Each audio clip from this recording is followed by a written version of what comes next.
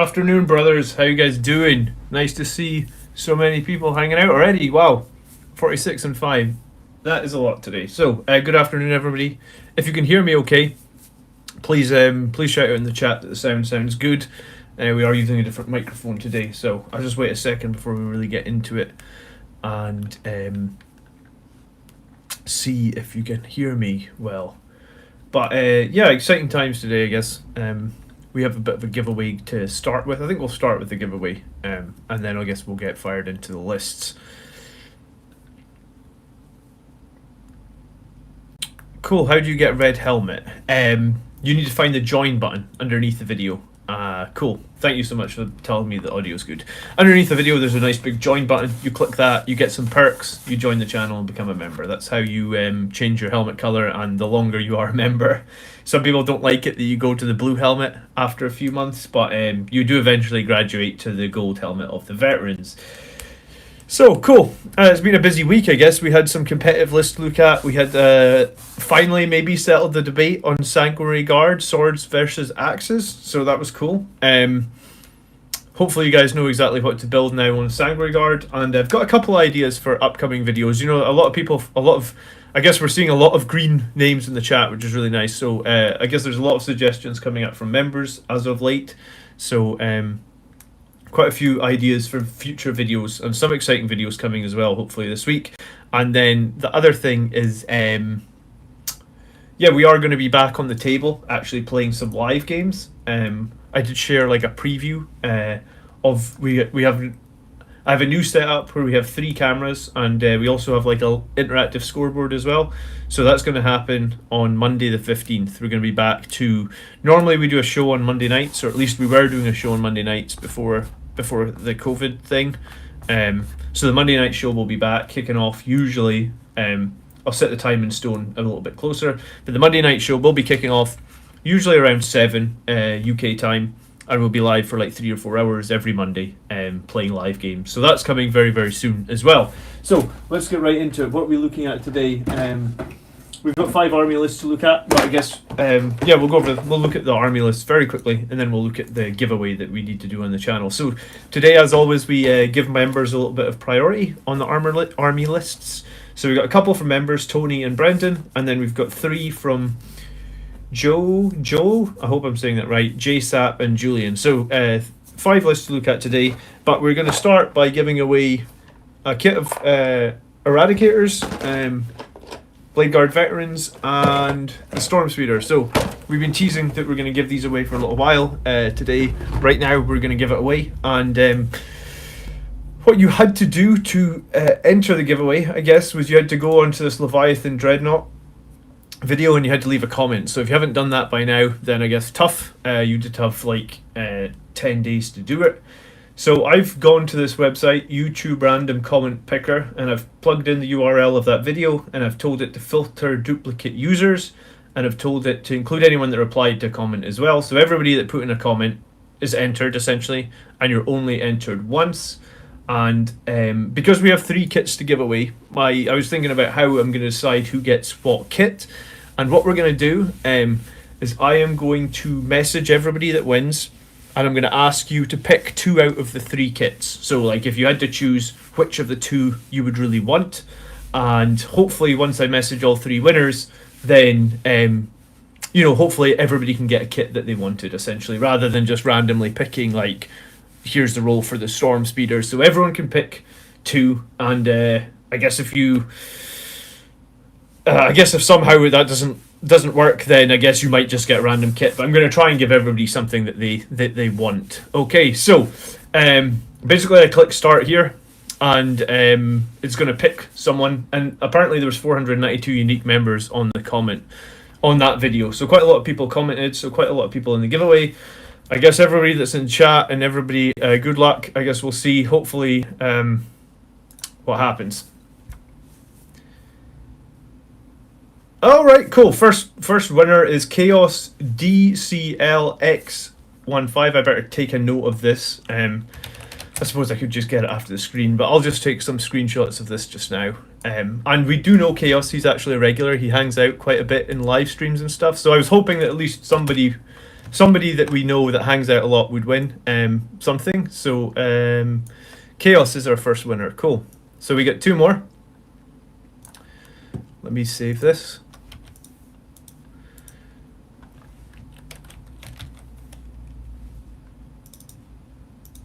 Okay. Good luck, everybody, on number 2. How do I pick another? Here we go. Pick another winner. Okay, I've seen merch around a few times as well. So this is someone else that is a reasonably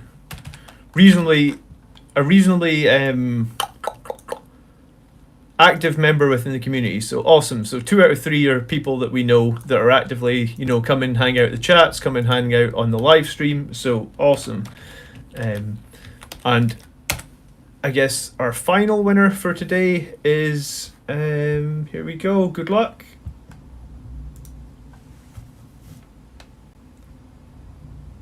Bob.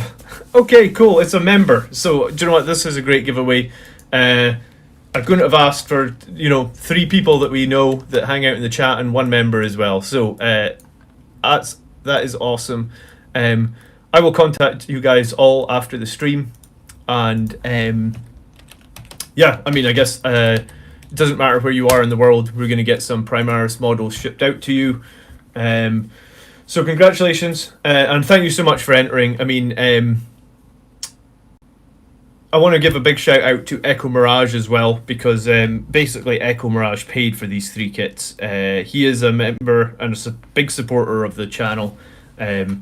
And I mean, like, we did this at 4,000 subscribers, and I think if you look at the numbers now, we're almost at 4,500. So the giveaway definitely helped push us, a bunch of new subscribers and stuff as well. And I guess we'll do some other giveaways in the near future as well. I will let you know when they're coming out for sure. So something to continue as we continue the charge towards probably like maybe 10,000 subscribers.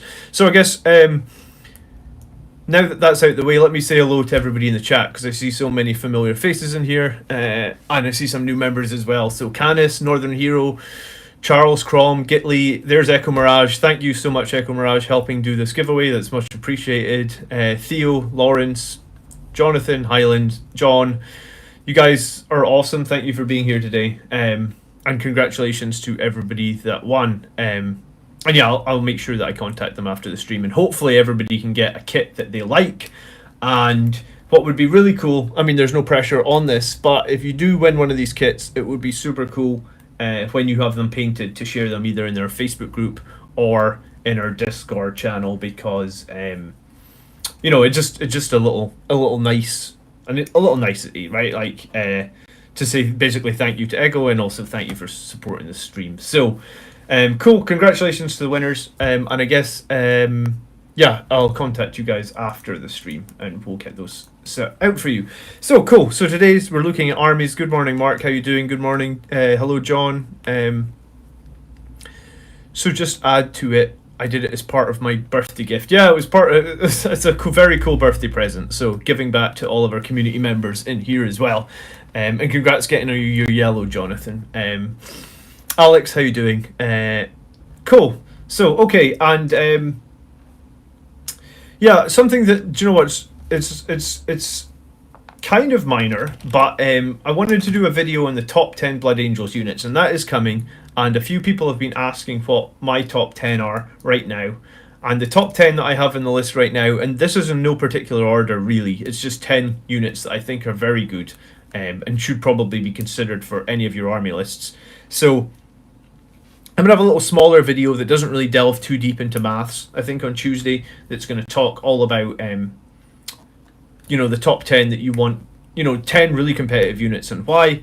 And I guess if anyone is trying to purchase or add to their army, then this is a list they could probably use to take their army further on. We also have some other feedback down here that I've just been keeping. So some people want videos on Ironclad Dreadnoughts, they want videos on the Laser Destroyer, the Vindicator Laser Destroyer, yep. Brain fart for a minute there. Librarian Dreadnought, Leviathan, and also someone actually wanted some video on air support. It's not something that we often take, but I guess we will maybe do a video on air support in the near future as well.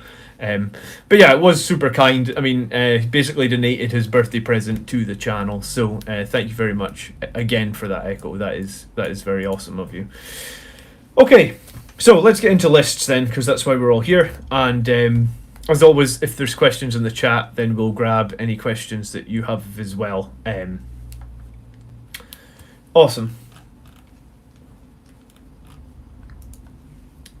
And yeah, okay. So we start with Brendan Haas or Hess maybe. I don't know if I know Brendan so well, but he is a member. So okay, let's start with this. So off topic, and let me put up in the top right hand corner. I've just put this list as number 1. So if you want to tune in to the replay, you can find the list. And what I do is like an hour after the stream ends, I'll post all the lists into the comment section of the stream. So if anyone's list you're like, oh geez, that sounded like a really good list and I want to copy it, or I want to take some ideas from it, then you can get them from the comments on the stream just after the stream ends.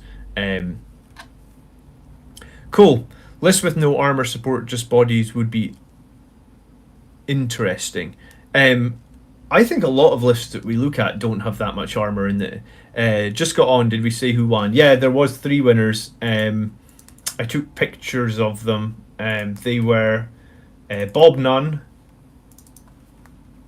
Chaos DCL X6, and oh, that's me, and another thumbnail, and then Merch. I think I just called him Merch. He's definitely been in chat before because I don't know how you add ADH to the end of Merch. So, okay, so Brendan's list then. Off topic, but from what I read in the comments from the Army List show, this is the most recent community post, right? So basically he just posted the list in the most recent area, so that's fine. So this is, 2,000 point list, and it is a battalion, as is very common right now. I was going to say as always, sometimes we don't get battalions, but yeah.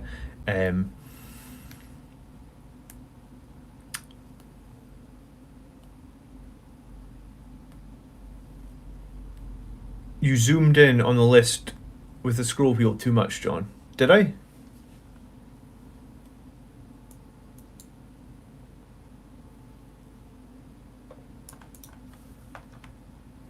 Is it too big? Is it too small? Sorry. What's my thought on the new magazine? I mean, the new magazine is arguably great value, right? The issue is like, for me anyway, like I just play one army, so I mean I would end up having to do trades or something like that with the new magazine. But I mean, if you have time in your life to paint 4 different armies, then I'd even say that the $10 a week magazine is pretty good. You get a lot of options and a lot of models in it, and you do get some great value because like on the back order, some people are picking up like attack bikes with the sidecars for like $7.99. Just the price of a magazine. And those things are usually shipped for about 20 quid. So, yeah, I mean, if you're new or if you're just trying to beef up your forces, then I would say the new magazine is great value. And I guess if you have a friend that plays one of the other armies from the magazine, you could always do some trades, He gets twice as much stuff. And, yeah, I won't be picking it up, but just I've got a huge backlog of stuff to do anyway. Okay, so this list starts with 2 relics of the chapter. And if we talk about the relics, I always like the relics because I like to spend a bunch of CP before the battle starts to power up my characters throughout the battle, right? And we have a captain on a bike who has the Artisan of War. He has the Gift of Foresight. He has the Angel's Artifice. He's a Chapter Master. He's a Master-crafted weapon, Storm Shield, Thunderhammer, Twin Bolt Gun, and Warlord. And he has the Angel's Exemplar. So hold on, he's got... Sure, so he's got basically a Master-crafted Thunderhammer, probably. So like a 4 damage Thunderhammer. He can reroll 1 hit, 1 wound, and 1 save each turn. And he obviously has that toughness 6 and 7 wounds, and his 2+ save, which is pretty great. So the captain on the bike is a monster. This is a slight variation on the one that I have, but he's very good. I think the magazine is called Warhammer Imperium, and it's by the same guys that did the last magazine, Hatchet Patchworks or something like that. I think their website is like, when I say Hatchet, it's like HACHETTE, and then Patchworks or Partworks maybe. If you search that, you'll find it. Or just Google that, you'll find it. And I think the magazine's called Warhammer Imperium. Then we have the Librarian Dreadnought, Quickening, Wings. I mean, these are the two core powers you really need on the Librarian Dreadnought, right? He can fly and he can get additional attacks. He has the Meltagun because why not?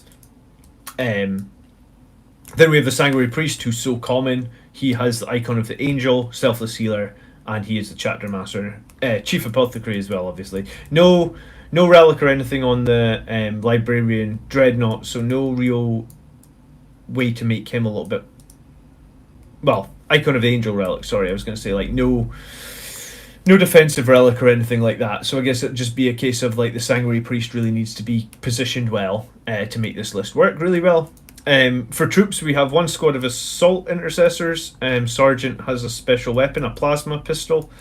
I feel like there's better ways to spend your 5 points than plasma pistols on your Intercessor Sergeant, but I guess we'll come back to that. And then 2 Incursor squads. There's no real options for loadouts for them, just a flat 105 points. Yeah, someone's answering it's Hatchet Part Works. I guess I maybe put an extra T in there when I was trying to spell it out. But I mean, you can find it now, and I think the magazine is maybe just coming out, the first issue, very soon. I mean, if you don't want to subscribe to it, if you pick up the first issue, you do get the Primaris Lieutenant and like a Necron character for like $2.99, which I mean, that's arguably great value, right? Okay. Then we have Blade Guard Veterans, and this is quite a decent sized squad. I guess this is 6 Blade Guard Veterans. Is it 6? No, sorry, 5. 5 Blade Guard Veterans, and again, the Sergeant has the Neo Volkite pistol. I actually kind of dig this pistol. It's the fact that it does 2 damage, and you get 2 shots, and you also get mortal wounds do 6s. I actually think it's a very decent pistol, so I've got no problems. I'd much rather spend 5 points on a pistol like that than on the plasma pistol, honestly. Hey Ross, how's it going? Nice to see you today. If I do plasma on Intercessor Sergeant, I find... Yeah, I mean, I guess if you drop the plasma pistol here, you could put a power fist on the Sergeant and you had 5 points. To me, that sounds like a much better option. I mean, plasma pistols are just, like, you can... the Sergeant gets an additional attack, right? So you're never going to want to really risk the Sergeant just dying on the roll of a 1. So, especially because he's the guy that's additional attack. So I just don't rate the plasma pistols. I actually have some Sangri Guard, like, fully painted with plasmas on them, and they've been in my drawer for, like, the entirety of 8th and 9th edition. Like, I just don't run them anymore. I looked at them the other day and I was like, someday I really just need to rip these plasma pistols off these Sangri Guard and just paint up a new arm for them, because... like, I just never field them. So I mean, they're just dead models to me. I mean, maybe I could keep them and hope someday plasma pistols are going to get better. But yeah, I think I just need to rip the arm off. And I mean, I don't know if you've ever ripped arms off models like that before. Sometimes it goes okay if you have a sharp enough knife and you can get into the join well enough. Sometimes you don't do too much damage. You could just stick a couple of magnets in there and give yourself the option.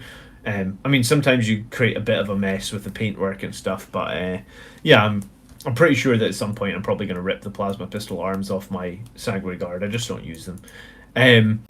All right, then we have the company champion who's been upgraded to the chapter champion. This is a great model for 70 points. He has the combat shield. He has the martial exemplar, which I believe is the warlord trait that lets him reroll charges. Just need to double check that. I do run this guy myself, but I don't typically give him the warlord trait. I mean, I have given it to him. Oh, that's the wrong book. Yeah, let me just double check martial exemplar. I'm pretty sure it's reroll charges within 6 inches. But I mean, the company champion, martial exemplar, yeah, core and characters within 6. All right, I can reroll charges. Yeah. Okay, cool. I thought it was everything, so it is just core and character. Alright, so we've got our core and character reroll company veteran, and company champion, and I guess he can sort of foot slog it with the Blade Guard veterans, and he's been given Armor Indomitus, which I guess that's where the other defensive relic went, and Armor Indomitus on him is actually great, because it gives him that 1+ save, right? So, freeze the model if you just use super glue, it makes it brittle. Interesting. Okay, I always use the poly cement for the Games Workshop plastic stuff, but I guess for super glue that would be pretty useful to know.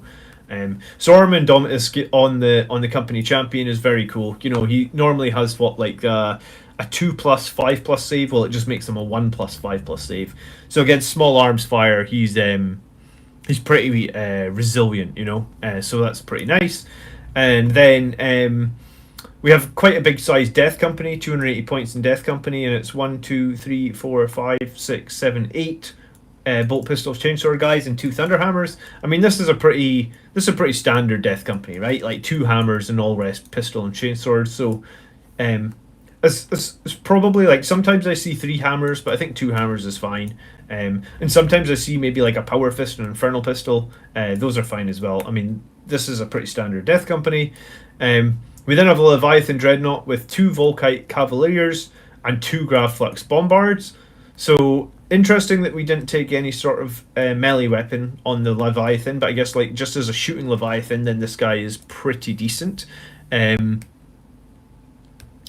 I mean, just if you're never gonna overcharge the plasma pistol, then I guess my question is it worth having the plasma pistol? Would you not be better off, like, for the same points, taking an infernal pistol, because you can do a hell of a lot more damage? Or in this list where you had 10 points free, once you drop that plasma pistol, take the power fist. That seems like a much better option to me. Okay, and then for Sangri Guard, we've got 2, 4, 6. We've got an 8-man Sangri Guard, and we just talked about Sangri Guard swords versus axes. I guess if this list plays a lot of Death Guard, then axes are best, but I guess for most part, swords are quote-unquote best. I think now I'm probably going to run a good mix of swords and axes. Watching these shows on the channel the last few months is really getting me aching to play some bloody games again. Yes, I know. Like, I can't believe it's almost been 3 months since my last game. I feel like I've forgotten how to play or something. So yeah, it's an 8-man Sangri Guard, all with axes. I mean, I'm not going to mark anyone down for picking all axes. I mean, there's a bit of situational play in here, and I guess what armies we come up against. But maybe right now, based on the video that we did on Friday, swords have the slight edge, right? We then have a suppressor squad, which is an interesting pick, you know. Obviously, denial of Overwatch for infantry, which, I mean, is definitely useful against some armies. And then we have Eradicators, you know, like a standard 3-man Eradicator with the melta rifles. It's hard to argue with the Eradicators. Point for point, they just do a ton of damage. They're Gravis, you know, they're very survivable. They can obviously hide in cover as well. So the Eradicators just have a lot going for them. So I guess that's the list. I plan to run the Leviathan with a siege drill moving forward, but don't have one yet. I plan to run my Leviathan with siege drill, but I don't have one yet either. In the UK, we're just coming out the end of the pandemic, I guess. That's why I haven't played in 3 months, but you know, I guess like it's different in the UK from Scotland, because Scotland are doing like more of a area based approach, and the area I'm in Scotland just had like 3 cases of COVID the other day or something. So it's like we were in tier 1 before they moved us into this new lockdown. So I'm really hoping we'll go back into tier 1, but it's, you know, different places are different. I think they were doing a bit of an area-based approach in England for a little while, but yeah, I mean, things are changing all the time. But we are coming out, like, cases are plummeting across Scotland anyway, so we are going to be able to play sort of in the next month. And yeah, I have sort of, I'll announce on the channel when we're doing our next game, but I think it's going to be about a week from now. Okay, so depending on the board and scenario, the Sangri Priest, Sangri Guard, and Death Company might all deep strike. Okay, I mean, it's good to not, what am I trying to say? It's good to think that they could deep strike, but, you know, have the ability to start them on the board as well. Like, I never like to say, like, this unit is 100% deep striking, because I think it takes out some of the tactical decision that you make in deployment. Like, if you have a unit that you think is good in deep strike, definitely consider it, but don't always just put it into deep strike. I mean, look at the map, look at the variables, look at the places it could potentially deep strike, and then make the call. The Blade Guard and Champions make a block that pushes. Yeah, I mean, a lot of people are running something like Blade Guard, Champions to run up the middle of the board and sort of hold the centre. I think that is a very solid tactic. Just played my 3rd game since 2nd Ed last night. My list was pretty good. But the Tau Sept had 5+ Overwatch and free Overwatch many times as they like. They destroyed me. I had no Whirlwind. Yeah, I mean, I guess this is why I think a Whirlwind is maybe like a top tier pick right now for Blood Angels, and it's something that we can't ignore. I mean, I guess suppressors are okay, but the Whirlwind just gives you that guaranteed Overwatch free charge, and it also gives you that guaranteed the enemy fights last. I mean, in some ways, it's kind of like the Smash Captain from 8th edition, right? Where you had that jump pack, I think it was called the Angel's Wings, that made him unoverwatchable, and you could use him to charge those key targets and then follow up with your Sangri Guard, you know, to basically deny the Overwatch. And this is kind of similar, I guess. The Bike Captain and Librarian Dread both often end up as in human missile situations to massive impact. Yeah, I mean, that's how I kind of like to run a Bike Captain or Librarian Dread as well. And so far, I'm 4-0 with the list, but I play with friends and family, not stiff competition. Okay, so let me think for a minute and see what we can improve with this list. Finally managed to subscribe to Imperium. Anyone know when the first issues are out? I actually don't know when the first issues are out, but I'm sure somebody else in chat will know, because a lot of people were discussing it just a few minutes ago. Okay, so troop wise, pretty good. 2 Phobos units. HQ wise, pretty good again. You know, Captain, Priest, the Librarian Dreadnought, who we know does a ton of damage. Blade Guard and Company Champion to hold the middle. Large Death Company, large Sangri Guard, Suppressors, Eradicators, and Leviathan. So, and the Leviathan is going to swap out one of these Flux Cannons for a drill when he gets it. So overall, I think it's a pretty good list. What I think I would like to do is remove these suppressors and replace them with a Whirlwind, though. Just because the Whirlwind obviously gives you that a little bit more flexibility. And I guess to do that, we need to free up some points. So yeah, probably what I do is I drop this Plasma Pistol on this Assault Intercessor Sergeant. I would drop 1 Death Company Marine. 1 Death Company Marine with Jump Pack is essentially 25 points. So the suppressors, a Death Company Marine, and that pistol, that would leave us 135 points. We could get the Whirlwind straight into this list. So at that point, what else would we want to change in the list? Well, I mean, there's maybe something to be said about the strength of Null Zone, right? Like, because if we look at the Sangri Guard video that we did this week, Null Zone is a huge buff to any unit that's doing damage in close range, especially against enemies that have good invulnerable saves, like those Death Guard, like Custodes, you know, anything that has a very strong sort of invulnerable save contingent to their army. Null Zone does a huge amount of bonus damage. I think in some cases you do 100% more damage if you Null Zone. So against, I think it was Mortarion, you do 100% more damage if you Null Zone. So if you think your Sangri Guard usually like do half his wounds, well, if you Null Zone him, you've got a very good chance to just kill him outright. Good afternoon, Krychek. Thanks for tuning in. So I probably look at getting the Whirlwind in there, just because it's a little bit more versatile than the suppressors.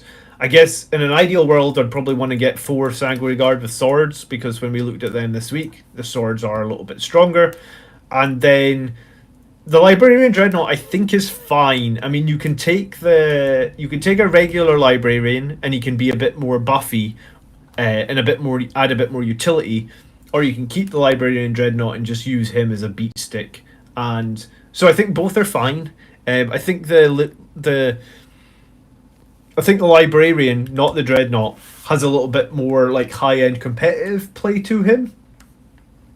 But in like friendly games, like you said, it's very hard to argue with Librarian Dreadnought when he gets like 11 attacks and they're, 10 of them are like strength 12 with +1 to wound.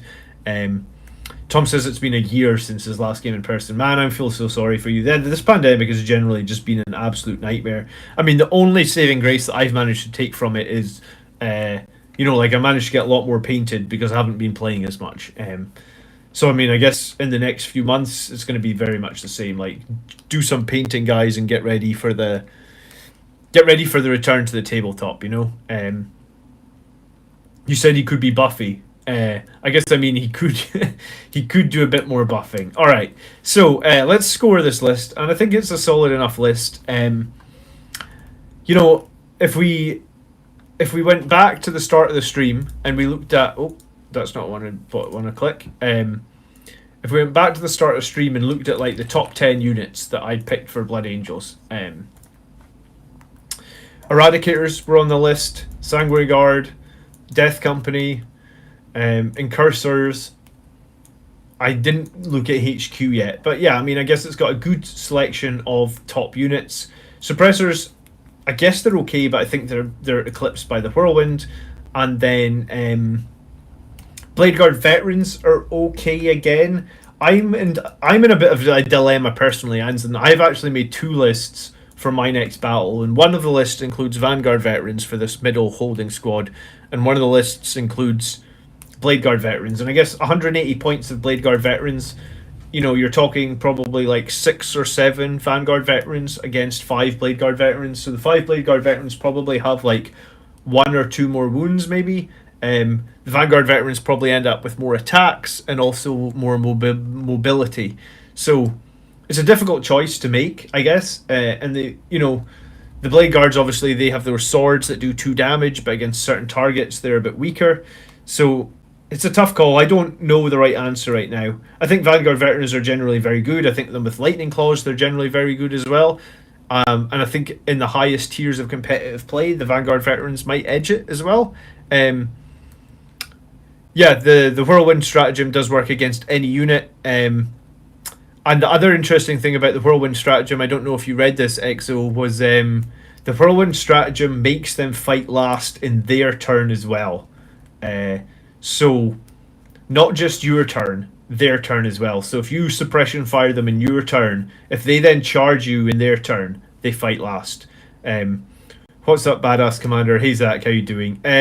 Would you run a transport for the Blade Guard Veterans? Do you know what? I have run transports before for Blade Guard Veterans to get them to the middle of the board.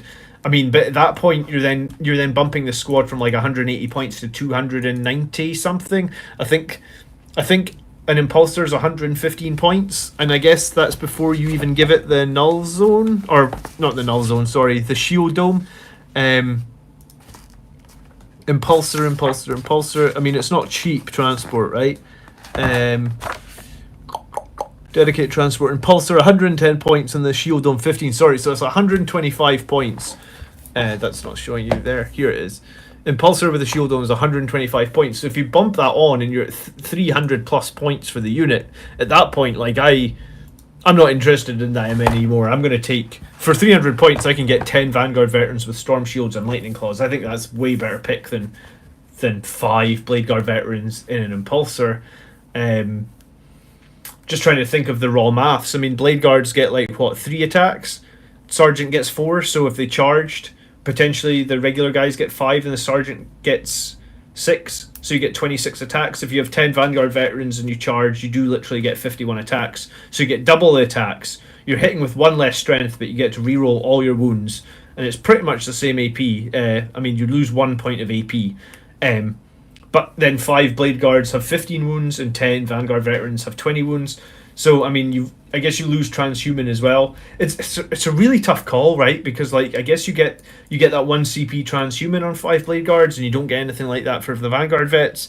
But I think mobility for me, I think mobility is one of the strongest things Blood Angels can get.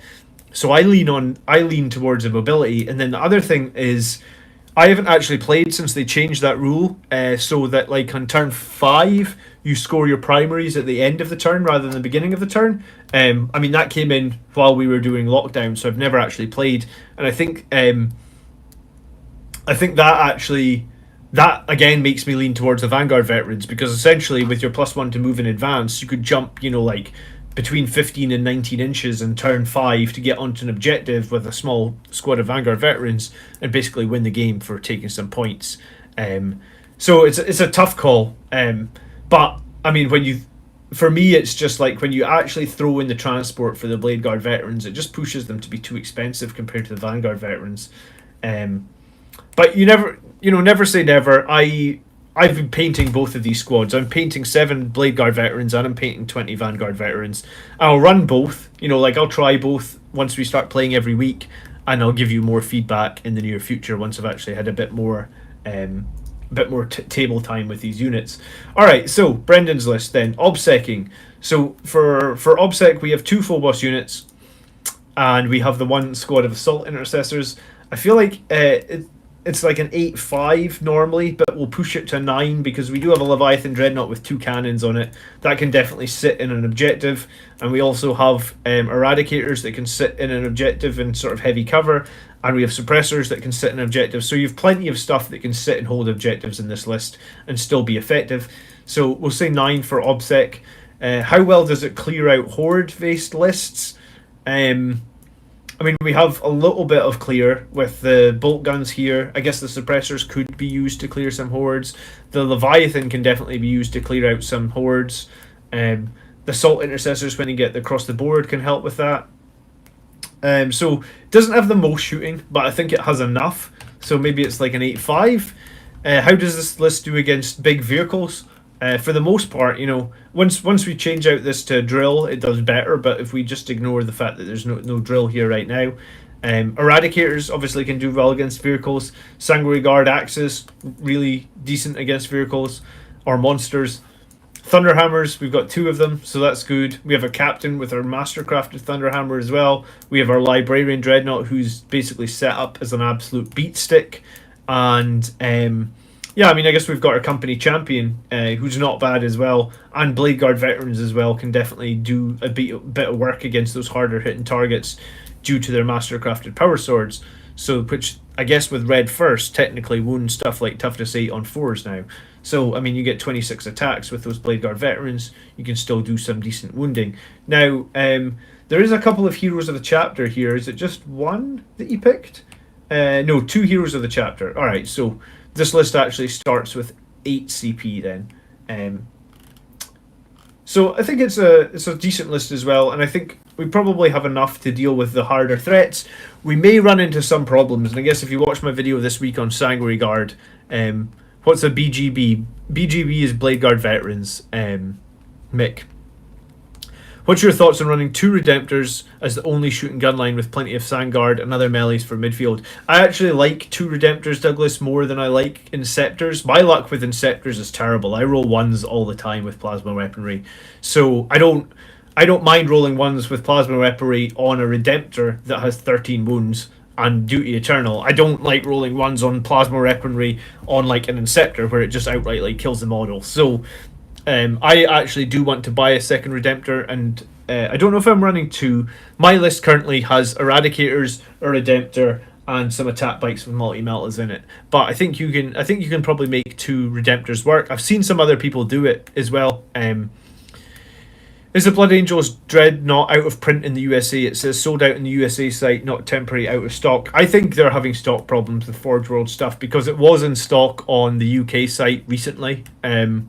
Zach, but maybe after the video I made on the Leviathan it went out of stock for a little while. I think I've pushed a few things out of stock with some of my recent videos, that's for sure. Okay, mobility. So the list overall I guess is generally pretty mobile. I mean, you've got your Blade Guards who aren't mobile, you've got your Assault Intercessors who aren't mobile, all your HQ are mobile, Eradicators again, and Leviathan Dreadnought. So it's a decently mobile. Not the most mobile list we've seen, but I think it's something like an 8 maybe. And then specialized. So we always try and rate the list. If it's too one-dimensional, you get a low score in specialization. Whereas if I feel like your list can do a lot of different things, and I guess if your list is picking a lot of these top 10 Blood Angels units, then it's probably not specialized, right? So this is I wouldn't say this is overly specialized at all. I think it's a decent, well-rounded list. So maybe it needs to consider the Whirlwind though. So maybe there is some small improvements that could be made here. So I think maybe like an 8-5. And I think that will actually give that list a 43 out of 50. That's pretty much the same score as we gave the list, I think, that quote-unquote unbeatable list that we saw this week on the channel. I don't think that was an unbeatable list. And do you know, maybe it should be an 8. Maybe it's slightly weaker than that list, just because the suppressors. But then that other list didn't have a Yeah, do you know what? It's an 8, I think, because you don't have any way to counter fight last. If you get the whirlwind on there, then you counter fight last. If you'd had a regular librarian, I think instead of librarian dreadnought, you would have been the 8/5. So I think it's an 8. So 42 out of 50 is pretty decent. Hey, what's going on? Do you have to be a list to submit a member? No, you do not need to be a member to submit a list, Lucas. We just give members a little bit of priority in the queue. The queue right now for non-members is quite long, right? Like in the region of like 10 weeks. So, I mean, if you want your list reviewed in a couple of weeks, you want to become a member, there's no stipulation on how long you would need to be a member to, you could just be a member for 1 month if that's all you wanted to do. We do basically 2 member lists and 3 non-member lists every week. I mean, and maybe that'll change in the future, but that's what we are at the moment. Okay, so but yeah, I do think there is stock problems with some of the Games Workshop stuff, because I ordered a drill like right after I did that Leviathan Dreadnought. Hey Mac Daddy, thank you so much for becoming a member. Much appreciated. There's some members only posts over in the community section as well, and you can also tie your membership into Discord as well, so you get access to member only rooms. So make sure you do that. How much is it to deny the Overwatch? It is 1 CP for the whirlwind to deny Overwatch. The stratagem you're looking for is called Suppression Fire. And yeah, I mean, you need to read it closely, because honestly, the first time I read Suppression Fire, I didn't quite put 2 and 2 together. But the strong part of Suppression Fire is the... I get it right here for you, 1 second. Suppression Fire, here we go. So the strong part of it, says, use the stratagem in your shooting phase when a whirlwind model from your army is selected to shoot until end of the phase. Each time that model makes an attack with a weapon that has the blast ability, so basically the main turret, if a hit is scored for that attack, then until the start of your next turn, the target cannot fire Overwatch or set to defend, and cannot be selected to fight until all eligible units from your army have done so. So until the start of your next turn, even if you're charged by the thing that you suppressed, all your units in base contact with him get to fight first, essentially. Or all your units in engagement range, will get to fight first before he gets to fight. So that could be huge, like if the enemy has like a Mortarion or something bearing down on like your Sangri Guard, if he attacks you first, he's gonna wipe out half your Sangri Guard, right? In this situation, I mean, at least you're gonna get to go first. And I think it's like that's a really valuable 1 CP stratagem. And obviously a whirlwind can shoot anywhere in the map pretty much, because it's got 72-inch range. It can be hidden behind a building so they can't even target it. It can sit on an objective. It's amazing. But yeah, I definitely think you need to... how charges work, these always fight first, and who strikes first. Philip, there are like a million different ways that all those fight first and charges and stuff like that can work. But the gist of it is, the charging player will always fight first. So if I have like, what is this? The speed of the Primarch. If I have like a character with the speed of the Primarch and you charge me, you will still fight first. However, I will then be able to basically interrupt. So imagine if you're being charged, imagine the speed of the Primarch almost like as a free interrupt, right? So like you'll be able to interrupt, but you can't fight first if you're charged. So there's quite a few different rules now. The whirlwind one basically says like cannot be selected to fight until all eligible units from your army have done so. So in that case, that just means like it cannot be selected to fight until all other players' units have been fought. And yeah, I mean, I actually think they need to clean up these rules, because there's like 5 or 6 different rules now for like fighting first, fighting last. Maybe they need to clean it up a little bit, but you need, if you give me a specific situation in the chat that you're struggling with, or if you post it in the comment after the stream, we can tell you 100% who would get to fight first and why. It can be a bit tricky now, and they do have it isn't as clear as it should be, if you ask me. Okay, I emailed Forward Road about Leviathan. They're saying they're going to be doing package updates and it will be back on the shelf soon. Alright, cool. So the Leviathan isn't... I wouldn't have thought that Leviathan is cancelled because it's a very cool and popular model, right? Okay, cool. So we're moving on to list number 2 today, and that is Tony Stark, another one of our member lists. So let's start there. And... Cool. The Tau are far and away from my least favourite faction. Yeah, I mean, I guess the Tau list, you may actually find value in taking a Whirlwind and Suppressors. And I think against... Do you know what? Someone was actually saying that they fought Necrons and they took a Whirlwind and Suppressors as well. But, like... I feel like Suppressors are kind of weak, right? You only get 3 of them. They only have Toughness 4 and 2 wounds, right? Like... They're a pretty easy unit for the enemy to kill. I mean, I guess they do outrange a bunch of stuff because they're 48 inches, but for the most part, I don't know how valuable I see. Have fun. I don't know how valuable I see suppressors really. I see the Whirlwind is super valuable, but I didn't put suppressors in the top 10. All right, so at the end of the year, I'll be getting together with my gaming group for a few mini games and tournaments. This game is in person, so I'll need to get models prepped and painted. I wanted something a bit special for this game. It's supposed to be friendly, although the group will undoubtedly push this. Our normal games are hyper-competitive. Okay, with this current success of my list, with 3 Vindicators and 15 Terminators, I need something that will play differently. Games Workshop make a set they call Armor Through the Ages with Thunderhammers Mark II, Mark III, Mark IV, Power Armor. I like this. It's a cool idea. I like it, but I want bigger. And as much variety as possible to keep that in mind with this list, I present Dreadnoughts Through the Ages, and it's a Vanguard detachment of Blood Angels. Right, so this list is literally called Dreadnoughts Through the Ages. So this list will be impossible for me to score objectively, but it'll be a fun list. And I guess probably everybody has a lot of Dreadnoughts in their cupboards and stuff.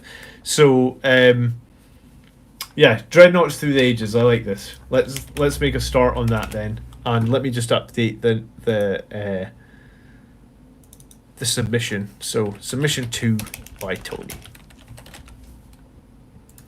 Cool. I think I get it. Thank you, Commander. Just like you said, I charge on a Demon Prince with the trait for fight and first. I wasn't sure who gets to fight first. Yeah, I mean it's really confusing. I mean, I guess. Yeah, I don't know how to explain it better, but please, if you have specific examples about the fight first stuff, just ask, because I've been through it all. When the Codex first came out, it was super confusing and nobody knew how it worked. And there is a section in the main rulebook about that. You know, like it's near the back of the rulebook, kind of hidden away. Called Rare Rules, I believe, and it talks about fight first. So I guess if you read that as well, Philip, that'll help you. But sometimes you just need help, right? It is a bit of a confusing rule at times. All right, so Dreadnoughts Through the Ages. Here we go, right? Whoop whoop, says Jason. All right, so we start with Librarian Dreadnought. He is our warlord, so he has Iron Resolve, Gift of Foresight. He's got Quickening, Wings of Sanguinius, and he's got Iron Resolve and Gift of Foresight. Sorry, so he's got the Angel's Exemplar. Interesting. So he flies around punching people in the face. Gift in case he misses. Iron Resolve to help him to be a bugger to kill as well. Yeah, I mean that's very much how he goes. Do you know what? It might be interesting that you give him Psychic Mastery, but I guess you would have to upgrade him to Chief Librarian. So I guess I guess if your list's all Dreadnoughts, I guess we'll see. Alright, so we've got a Dairydale Dreadnought with the Missile Launcher, the Falconet Battery, and the Twin Heavy Bolter. So this is very much a Fire Sport Dreadnought. It's not very Blood Angels, but it does do a decent amount of shooting, yeah. And it does a good amount of shooting at 36 inches, which is the interesting thing, right? So this thing can sit in a backfield objective and just pop off missiles, Volkite shots, Twin Bolters, 36 inches. And I think it can do like... We literally did the math hammer for this in the Dreadnought versus Leviathan video, so it does decent, like probably like averaging like 10 plus wounds a turn. We then have a multi-melted Dreadnought with a close combat weapon and the Stormbolter. So this is basically your classic Dreadnought. It's hilariously tiny to the modern versions, and then it's got the multi-melta for more anti-tank, and most importantly, I've tracked down one of the old second edition metal ones because I like the Blood Angels artwork. Wow, I have one of the second edition metal ones. I guess, yeah, I mean, cool. I can't remember the last time my second edition metal one made the board, but good for you for trying it. The Ironclad Dreadnought has the Ironclad combat weapon, the Siege Hammer, the Melta Gun, and the Stormbolter. So this is basically another classic Dreadnought, but it's surprisingly tough with 2 melee weapons, and I guess it's gonna draw fire, right? Because if the cool thing about the classic Dreadnoughts is that they don't get profiled, right? So even if they have 1 wound left, they still are doing their full damage output. So it does mean people will have to deal with the Ironclad. Because if they don't deal with it, like, the Siege Hammer is pretty deadly, right? It's like 2 times strength, -4, I think. I actually don't own an Ironclad, but every single week someone mentions Ironclads to me, so I think maybe we have to get one. Sorry, the Ironclad's hammer is ridiculous. It's 2 times strength, so it's strength 12, -4, and it's 5 damage. But it is -1 to hit. But a flat 5 damage against everything. Yeah, okay. I mean, I guess like I need to get an Ironclad. Yeah, flat 5 damage. I love weapons with flat, like really high flat damage numbers. Like they're just so brutal. So this is cool as well. Okay, a Leviathan Dreadnought with the Siege Claw, the Melta Gun, the Gravflux Bombard, and the Twin Volkite Cavalier. It's a nice balustrade, decent in short-range shooting, and a nasty melee beatstick. Did you see my video about the Siege Drill? Because the drill is legit right now. I mean, the Claw is good. I actually own the Claw, but like I kind of want to get a drill.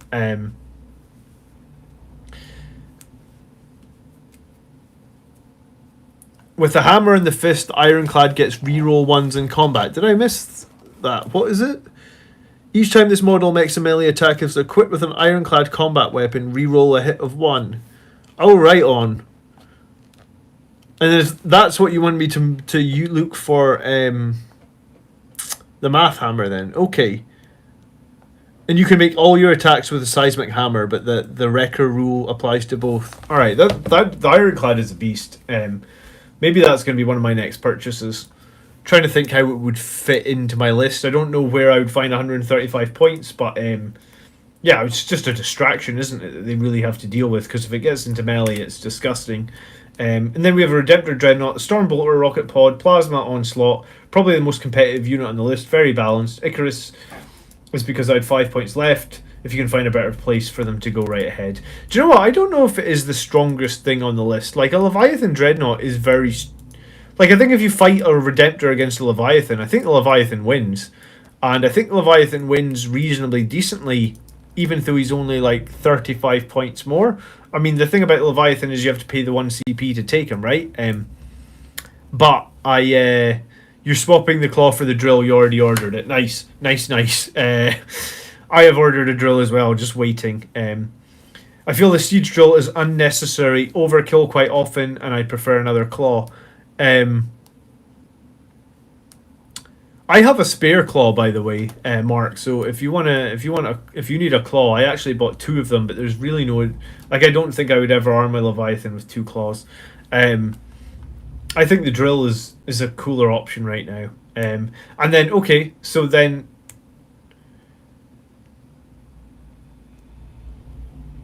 I guess I was confused for a minute there. I was like, what is your second patrol for? But like, I guess you've got 1, 2, 3, 4. You've got 5 dreadnoughts here, so you've pretty much used up all your elite squads. So you need a second detachment, and the second detachment is another Vanguard detachment. We have Librarian Terminator Armor, who has the Veil of Time, the Null Zone, and the Psychic Fortress. The guy can teleport in where he'll be most useful, either to remove invulnerables or give Veil of Time shenanigans. Ideally, we would be like to give him wings, but that's the Libby Dread, or a jump back, but I feel with no invulnerable, he won't last longer than 2 minutes. Yeah, I mean, I kind of... As long as he's close to a Dreadnought, right, and the Dreadnought protects him, you could do that, but it'd only be the dreadnoughts that have more than 10 wounds, right, that would protect him. And I guess a bunch of those regular dreadnoughts have less than 10 wounds, so they're not going to protect him. So I guess the teleporting in with the Terminator armor makes sense. And yeah, maybe you just have to teleport him in and hope for the best. The jump pack librarian could be useful, but I mean, where it'd be difficult, I think, to position him effectively on the board. It might be. I mean, you could try it. Good afternoon, Scott. How you doing? Thanks for tuning in. And then, interesting, so we move into a Primaris Tech Marine, who is Master of the Forge, and he's going to give the Dairydale +1 to hit, and he's also going to be healing dreads. I mean, I guess he can give anything +1 to hit. It doesn't have to be Dairydale. Surely need to give Tech Marine the Warden of the Ancient trait in this list. The Warden of the Ancient trait gives nearby dreads +1 attacks and +1 strength. I mean, the +1 strength doesn't really help Blood Angels at all. The +1 attacks would help, but I suppose it depends if the Tech Marine is going to help hold that backfield objective. Then it's maybe mute point. It's more if you're going offensive, I guess, with that Tech Marine. And I guess Interspatial says you could use Wisdom of the Ancient for the rerolls. So yeah, that's definitely something you could do as well. And then we actually have Centurions here, Assault Launchers and Flamers. I suspect these are the nearest thing to infantry in the army, and for them to take a lot of heat, keeping them cheap for that reason. And if they get in combat, great, I might put them in reserve. Yeah, I mean, you can put Centurions in reserve for 1 CP, so I like the fact that you could have them in reserves. 1 CP is not... I think you have plenty of CP in most lists to fit a squad of Centurions in, and like you said, if they get into close combat, they're just they don't have the same power, I guess, as these dreadnoughts, but they do have significant power in close combat, in that their siege drills are -4 and they're a flat 3 damage, and obviously there's no -1 to hit with those siege drills, so you are just potentially going to be like 16 attacks hitting on 3s, and then pretty much you're going to wound on 2s, right? Because you're going to be hitting at strength 10 with +1 to wound. So 16 attacks hitting on 3s means you're going to get like an average of like 11 or 12 hits, and then wounding on 2s -4 or -5 flat 3 damage. It's potential to stick out like a good 30 damage to anything that they get in close combat with. So I like Centurions. I think they're pretty decent for the points cost. They are survivable as well with their toughness 5 and 2+ save. And I guess in some ways they actually combo nicely with Null Zone, right? Because they have no invulnerable save, so by using Null Zone near them, you don't lose anything with them. So Centurions, a bit like Sangri Guard, actually work quite well in that sort of Null Zone strategy. We then have a Contemptor with a Multi-Melta. And again, he's pretty punchy in close combat, that's very true. We have a Death Company Dreadnought with the 2 Blood Talons, because reason is rage. I guess that makes sense. I think Morari should be brought back as a character. Yeah, it would be lovely to have a Death Company Dreadnought character again. I think that was about 4th edition they removed Moriar, right? It's been a long time since we had him since in a codex. I guess maybe there's more important things they need to do right now, though, like with the characters. Like we don't have that many super strong characters that are like auto includes, if you ask me. So maybe they need to fix some of our named characters first before. Assault launchers are a trap unless you're saving points. What do you mean by assault launchers are a trap unless you're saving points? We then have a Relic Contemptor, which has 2 Dreadnought Chain Fists and 2 Plasma Blasters. So it's basically like he's basically like a super cool close combat Relic Contemptor. I've never actually really seen a Relic Contemptor running 2 melee weapons, but yeah, I mean, this is... So someone actually smashed Archangels using Centurions with a Librarian Null Zone yesterday. Good, because I was wondering if I'd incorrectly bought Centurions, so that's nice to know. That wasn't a stupid pickup. We have a Venerable Dreadnought with a Multi-Melta and another close combat weapon and a Stormboat. Like, I've lost count of how many Dreadnoughts are in this list now. 1, 2, 3, 4, So it's basically 5, 6, 7, 8, 9. It's a 10 Dreadnought list. Interesting. And then that's pretty much it. So 10 Dreadnoughts, firepower, heavy bolters on the Dairydale, Volkites on the Leviathan, flamers on the Centurion, Marines Forge Bolter, smattering of Stormbolters here and there, heavy firepower, Dairydale's Volkites, the Leviathan Gravs, the 3 multi-meltas, the Redemptor Plasma. Other firepower, we've got Plasma Blasters, we've got a bunch of Melta Guns, we've got 4 dedicated melee Dreadnoughts, we've got 3 Centurions, we've got 5 mixed role Dreadnoughts, even though the Terminator Librarian isn't rubbish. In fact, his only units that are a bit poorer in melee are the Marine and the Dairydale, neither of which are rubbish in melee. Yeah, I mean, I guess you wouldn't be trying to get them into melee. Strength's more Duty Eternal than you can... Yeah, I mean, Duty Eternal is going to be huge in this list. If the enemy have a lot of 2 damage weapons, it's going to neuter their entire list. The lightest unit in the army is the Librarian Terminator Armor. Anti-infantry weapons will be near useless here, so for that matter, it will be damage 2 weapons. What do you focus on when your opponent plonks down 10 Dreadnoughts? How much anti-tank did you bring? Yeah, I mean, I guess that's true as well. Trap your opponent is going to choose either no Overwatch or D3 damage. If they were never going to Overwatch, then they will choose no Overwatch. If it is a unit that can threaten Centurions on Overwatch, then you would have enough wounds to soak up D3 damage. Yeah, I mean, you're probably right. I guess leave the assault launchers on and just don't pay the CP when they charge, though, right? Greetings, Marcel. How you doing? And I kind of agree with what Highland said. The Marine is quite good in combat. Like, he can definitely... and Wolf says, is this a lost Iron Hands list? Do you know what? This would be pretty good for Iron Hands, actually. If all those Dreadnoughts had a 6+ feel no pain, this would be legitimately good for them. Hardest hitting melee are some nice heavy intercessors on objective. It would be a shame if something were happening to them. Yeah, I mean, I think overall, it's going to be a difficult list to score, but it's also like, man,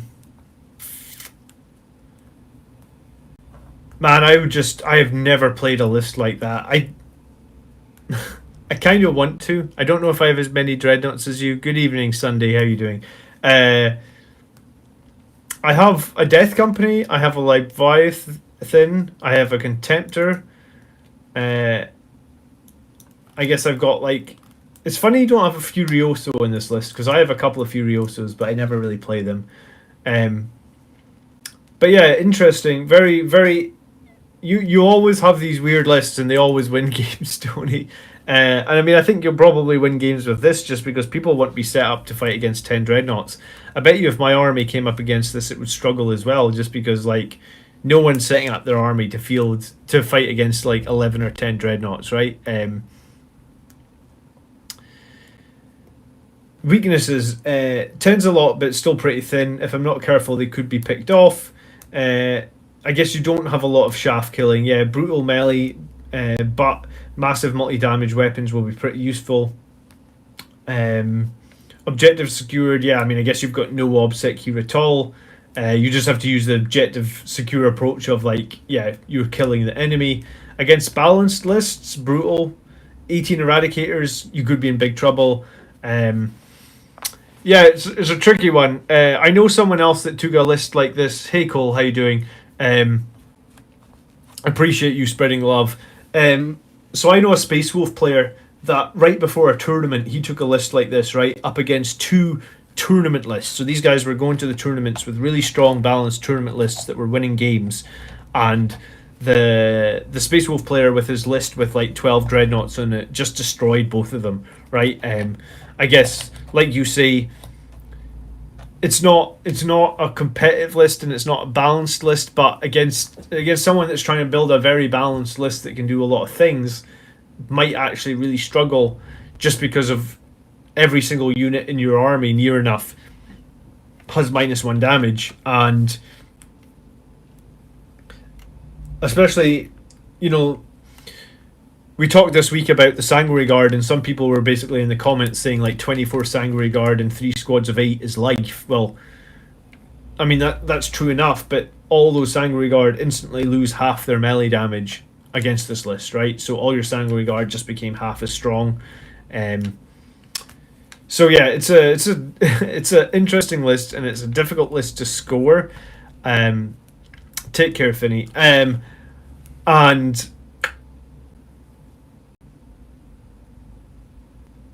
I guess it's going to be a difficult list for you to play because you're going to have to.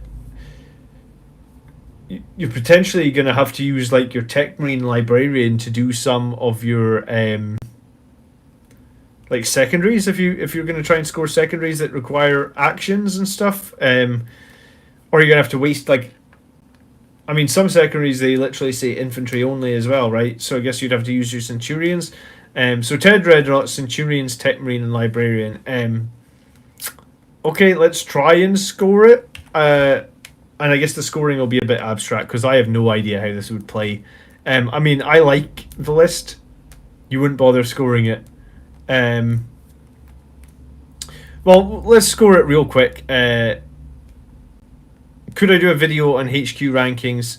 Yes, I want to do a video on top 10 units. I want to do a video on the top 10 HQ. So those videos are coming. I'm always making new videos, Douglas. Every week I have new ideas. But yeah, definitely going to have a video on those out. Probably should have done them sooner, but they're sort of high on the list.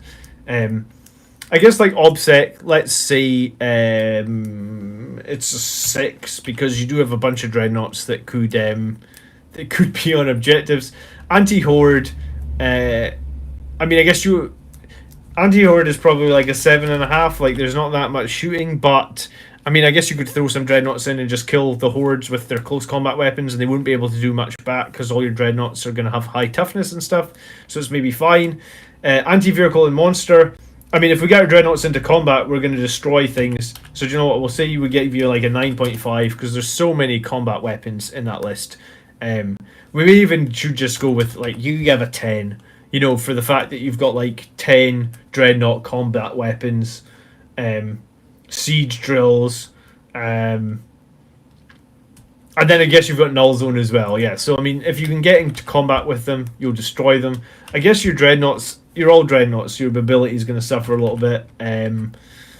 Maybe it's like a 6 for mobility, and then specialization. I guess you're probably like a 5 for specialization. But although it gives an average score, yeah, I mean there's nothing that's obsecking. But if you're trying to put a squad of intercessors into an objective and there's 3 dreadnoughts in there, I mean, sure they're going to score in one turn, and then the dreadnoughts are just going to munch them, right? Is Mephiston good enough to run if you like winning, but not everything unless it's a tournament? Yeah, I mean, I think Mephiston's fine. I think Librarian Dreadnoughts may be slightly better than him right now. But I think Mephiston is an okay character. I'm not running him right now because I don't think he's super competitive, but he's probably the best of our named characters. I mean, some people might argue Dante is the best of our named characters, but Dante for me just dies all the time. Like, I have real problems keeping Dante alive. So, interesting list, Tony. I guess thank you for submitting it. Lists like this kind of cheer us up and make us think outside the box.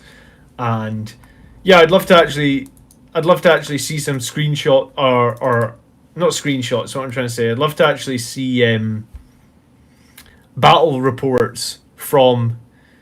Hey Chaos, good afternoon. I don't know if you were watching the stream earlier. You should have been. Because Chaos, you may have won something today. So congratulations, buddy. Nice to see you tuning in today. You obviously missed the start of the stream. But yeah, we'll hook up after the stream. Congratulations, you won one of the boxes of models we're giving away.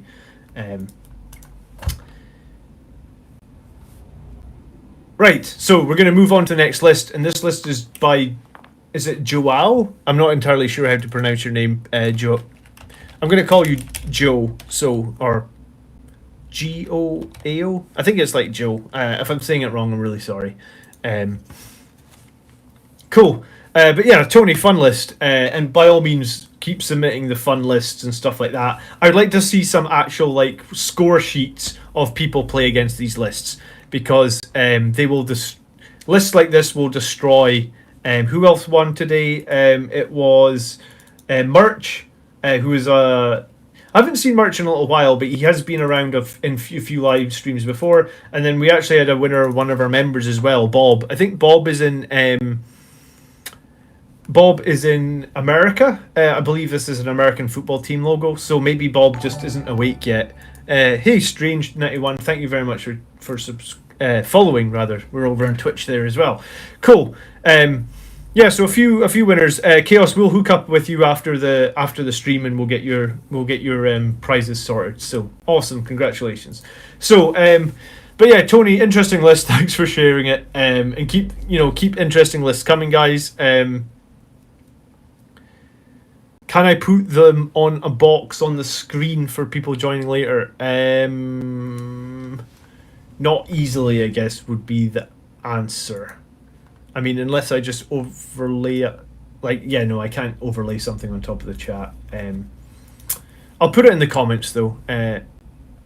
Stop using Angel Sacrifice on Dante, then. I don't. People just kill him. He only has a 4+ invulnerable save, and he only has toughness 4. That's the University of Georgia. So yeah, maybe Bob is in Georgia then. So maybe he's not. He definitely tunes into some of the streams. So maybe he's just not tuning in today. All right. So Joe's list. Just started collecting 40k, and this is the list I intend to build towards. I think it's the right mix of thematic Blood Angels and competitive punch. I've named it the Blooded after the second company, which I'm painting them as.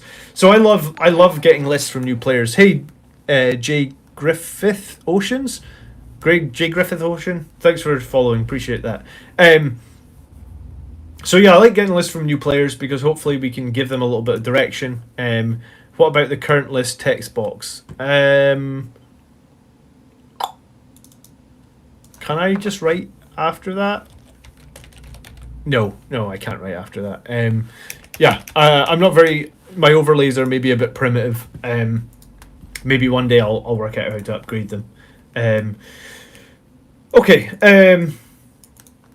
So it's a new list, and right after saying Commander Dante dies all the time, here's the list. We start with Commander Dante, and he is the Warlord, and he does have his 9-inch bubble of Heroic Bearing. Cool. And then we have a Librarian who has the Veil of Time, the Unleash Rage, and the Psychic Fortress, and he is carrying the Tomb of Malkador. And I guess these are decent powers. I feel like... Oh, he's got the jump pack. Okay, sorry, I was going to say, I feel like he needs a jump pack, but he's got one. Completely off topic, but can we use the original stratagems in the 9th edition Codex, or only the stratagems in the supplement? We get access to everything in Codex Space Marines and Codex and our supplement these days, Mac Daddy. So you can use your stratagems and your Warlord traits from both.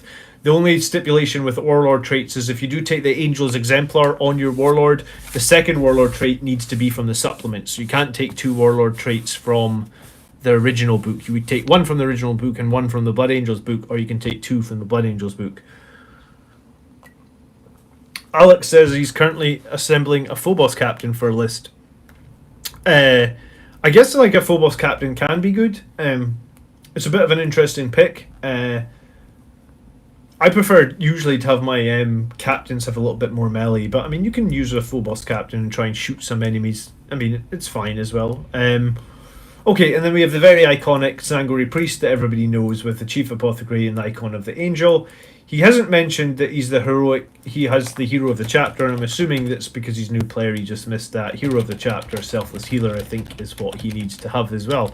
How'd you get onto the Discord? There's a link in the video description. It should be right under this video mark. And if you just click the link, it should invite you to the Discord. If it doesn't, let me know. And if you link your Discord account to your YouTube account, then because you're a member, you get access to like members only rooms and a different color and stuff in the Discord. So we then have 3 squads of Incursors, and generally I think the Phobos units are great. I like Infiltrators. I always like to have 1 squad of Infiltrators. I think they're a safer pick for your backfield objective, but Incursors are fine as well. We then have like a 9-man Death Company, 2 Hammers, 7 Bolter and Chainswords. Again, these are fine. I mean, they make a lot of sense. Someone earlier in the stream was asking, do you think 2 Redemptors works? Well, here's a list with 2 Redemptors. both of them have the heavy flamer, which I don't really rate. Like, I would rather have the Onslaught Cannon. Like, all these other weapons have, like, higher range than the flamer. And I feel like the flamer maybe protects you a little bit if you're getting charged, right? But, like, are enemies really reliably charging your Redemptor Dreadnoughts? Because if they don't kill your Redemptor Dreadnought, it's going to absolutely crush them with the fist, right? So I don't know if my Redemptor Dreadnoughts die that often from getting charged. I mean, maybe they do, and maybe the heavy flamer would help a little bit, but like I think a higher value pick here is the Onslaught Cannon, and it's just 5 points, and I would take it on both of these.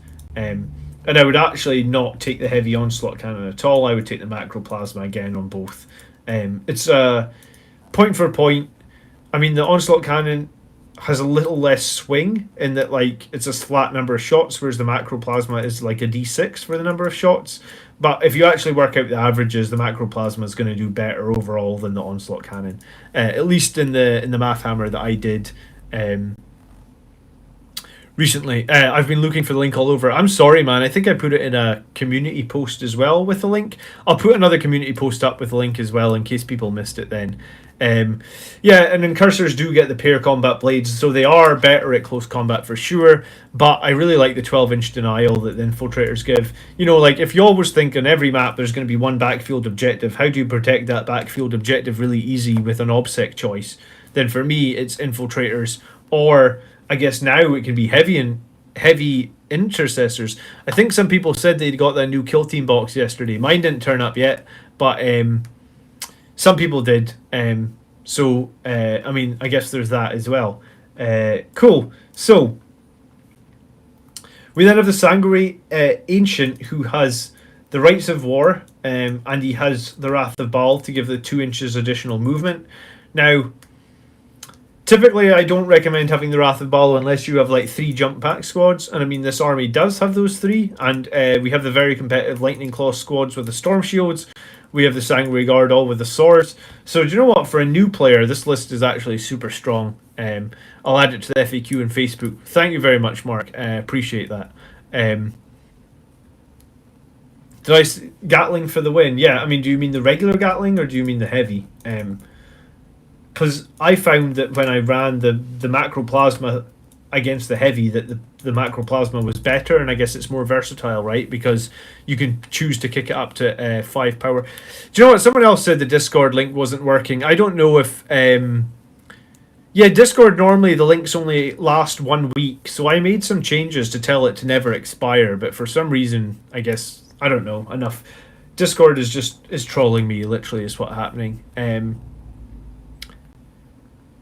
Do you pay to give them the mine? I mean, I think the mine's a situational pick if you have leftover points. Like, I don't know if I would ever purposely choose to have your incursors run the mines. Yeah, I think it's a decent amount of points for small amount of value, I guess. Give the Vanguard Veteran Sergeant an Infernal Pistol rather than a Storm Shield. Yeah, very good point. This should be... We could lose the Storm Shield off this last guy and it'd actually be, what, just 1 point more? Because a Storm Shield's 4 points. And if we took an Infernal Pistol, that would push the squad up to 260, and then that would push this up to 2,000. So yeah, thank you for correct... I should have noticed that. Highland Phoenix, thank you for saying. Yeah, so as a new players list, I guess this is a super strong list. We have a lot of good choices in here. We have the Librarian with the Veil of Time. We have our Incursors.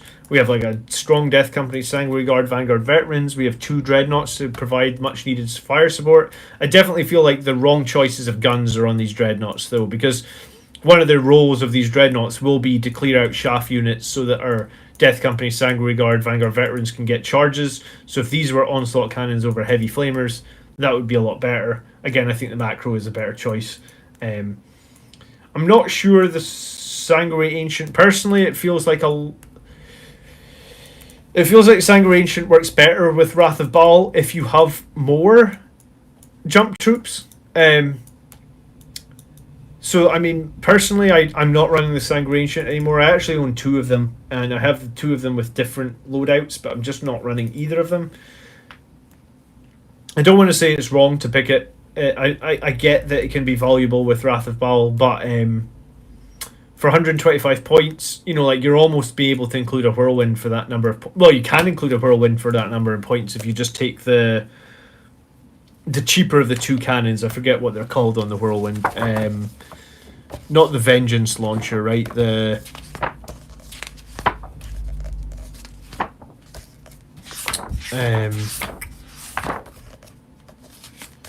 whirlwind. If you just take the castellan launcher, I believe it's only 125 points. If this was me, I would take that, because currently this list has no way to counter fight last, which is definitely going to be a problem against Death Guard, and it's potentially going to be a problem against some other lists as well as more and more army lists come out.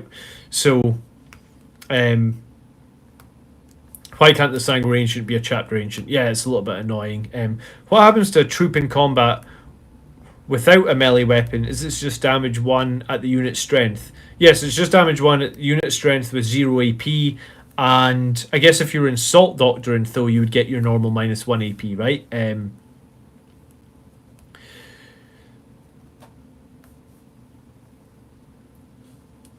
Yeah, so for me, I mean, if this was me, I would switch that Ancient out for the Whirlwind, just because I think it's a higher value pick right now. But a lot of pro players do run Wrath of Baal. A lot of people swear by it. So I mean, if that's how you want to run the list, go for it. And the psychic choices were good.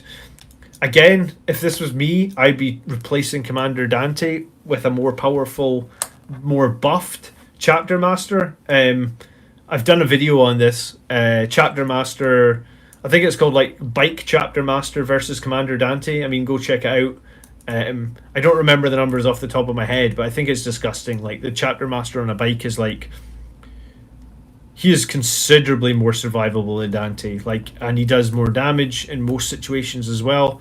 And obviously his warlord traits, I mean, they're not as buff orientated. I guess Dante's a little bit better at buffing, but the Chapter Master, the problem I had with Dante is, like, he's always dead in turn 3, right? And Blood Angels are always best in turn 4 and 5, or turn 3, 4, and 5 once we're in those assault doctrines. So I much prefer having the Chapter Master be more survival, buff up his toughness, buff up his armor save, give him a feel no pain, and have him kicking around at the end of the game doing a lot of damage. So that's what I prefer. And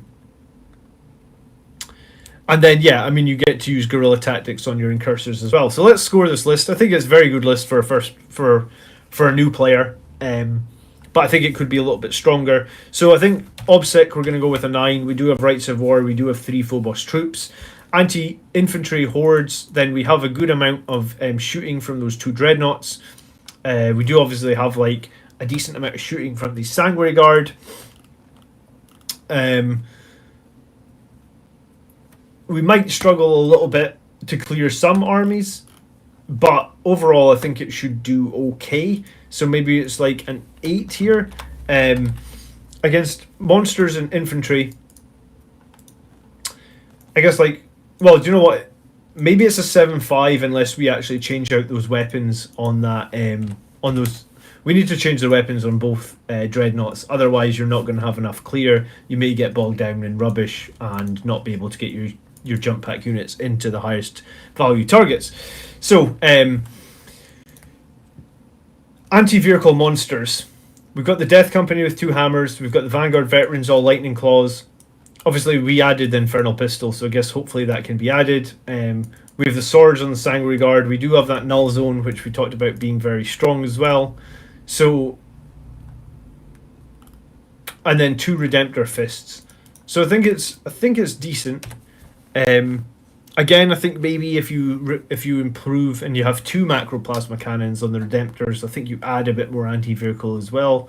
And maybe if you replace Commander Dante with a Chapter Master that has like a Thunder Hammer or a Hammer of Baal or something like that, you could buff this to a 9-5 or a 10 possibly as well. Mobility is very decent. I'd probably say like an 8 for mobility. Actually, maybe with the Wrath of Baal we go for an 8-5. I suppose everything does have a jump pack bar those 2 Redemptors, right? So yeah, maybe it's a 9 for mobility. And then specialization, maybe like an 8-5. I'd like to see some sort of like Overwatch Denial and or the Fight Last, which I guess our only option really is the Whirlwind. And I do think that is a top 10 pick right now. And I think you could totally fit it into this list.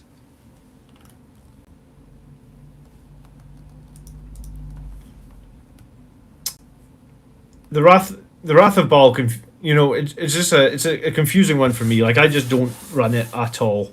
I have run it in the past, and I've seen very little value in it. I suppose it depends on terrain. It depends on how savvy your opponent is on fighting Blood Angels as well. Like, if they know you're going to have that additional 2-inch movement, then do they pre-measure before the game and they deploy a little bit further back? I mean, I feel like that can happen as well. So, okay, pretty cool list though. Very good starting list for sure. And I think we give that list something like I've lost it. Something like a 43. It's a very solid list. So I hope that I've given you a couple of thoughts. But yeah, I mean, I think with a few tweaks, this list could be made a little bit more competitive. Maybe it's not quite as thematic.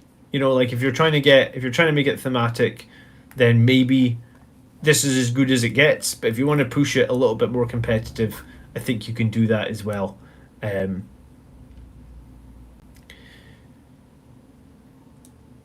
Yeah, I mean, 100%.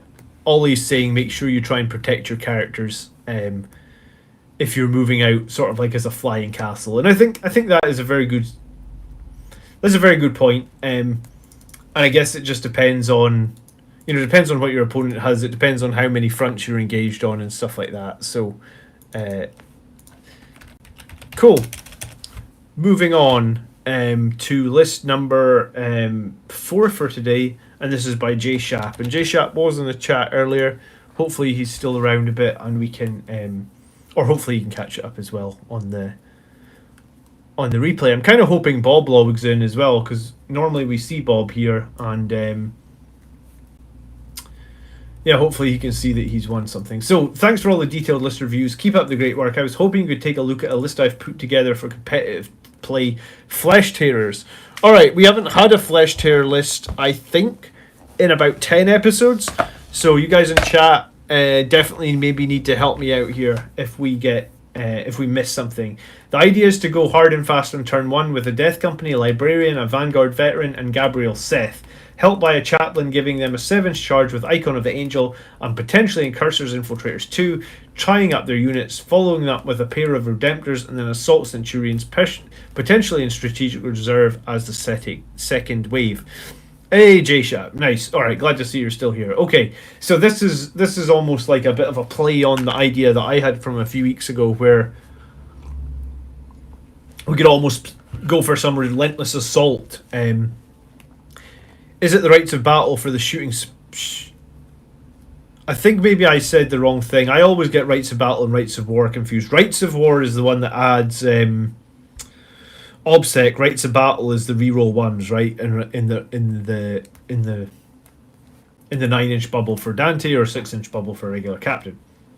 So Gabriel Seth, 160 points. He has a Blood Reaver and Bolt Pistol. I mean, I guess there's no customization on Seth. Does Seth have a Warlord trait in this list, or did you not give him the Warlord trait? I actually don't know off the top of my head what Seth's Warlord trait is. Let me pull this up.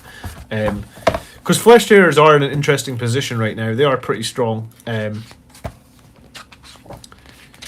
Where is Seth?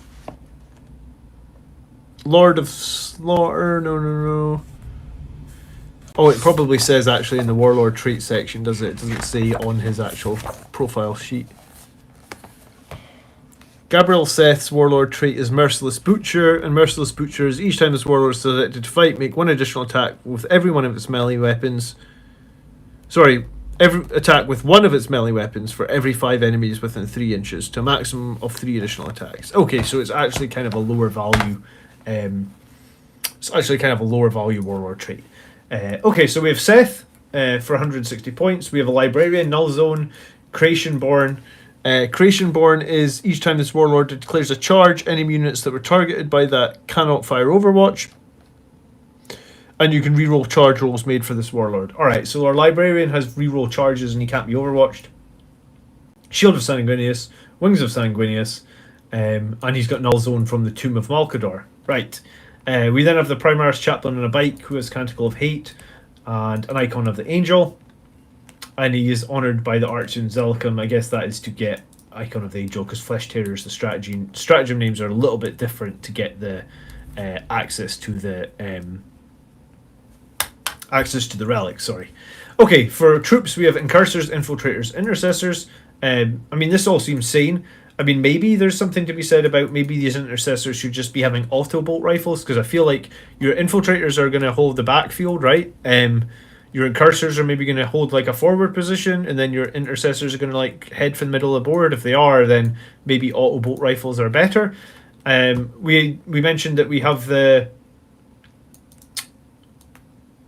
Centurions with the Hurricane Bolters. So coming in really nicely at 9 power levels, so you can be strategically reserved for 1 CP. It's very handy. We then have a pretty decent sized Death Company with Thunderhammers. And I think it's 10 man, right? 2, 4, 6, 8, 10, and 2 hammers. I mean, this seems like pretty much the standard loadout. We then have 2 Redemptor Dreadnoughts, and you have your Redemptor Dreadnoughts armed correctly. 100%. This is the strongest arming of those Redemptors you can do right now, because Redemptors get access to Bolter Disciplines. Remember, the Stormbolters get to fire twice at maximum range. So essentially your Stormbolters do 8 shots. You have the rocket pods, you have the macro, and you have the Onslaught Cannon, and then you're backed up by a fist. So this is why I want to buy another Redemptor. I have one just off camera that I need to slap 3 colours on before Monday the 15th for my game, but I think I like Redemptors. I like them a lot more than... as much as people love Inceptors, and as much as Math Hammer for Inceptors generally tells you that Inceptors are very good, I prefer Redemptors personally. I think they're more of a target threat, and I think they do probably a very decent amount of damage as well. And I mean, if you're running 2 of them, like, your opponent has to focus them down, because if they ever get in melee range, then they're just ridiculous. Their fists do so much damage. I mean, they'll kill... You know, there's probably a good chance they can kill like a Land Raider or something from full health in a single turn. Like, their fists are just insane. Seth's Warlord trait, I kill all the things, die, die, die. I mean, Seth gets to fight twice, which I guess is super interesting. And I was going to say I expect a drop pod in this list, and I just see it sneaking here at the bottom. And we have a drop pod. We then have a Vanguard Veteran Squad, and these are like Thunderhammers, Storm Shields, bunch of Lightning Claws, and the Sergeant with the Bolt Pistol and Thunderhammer.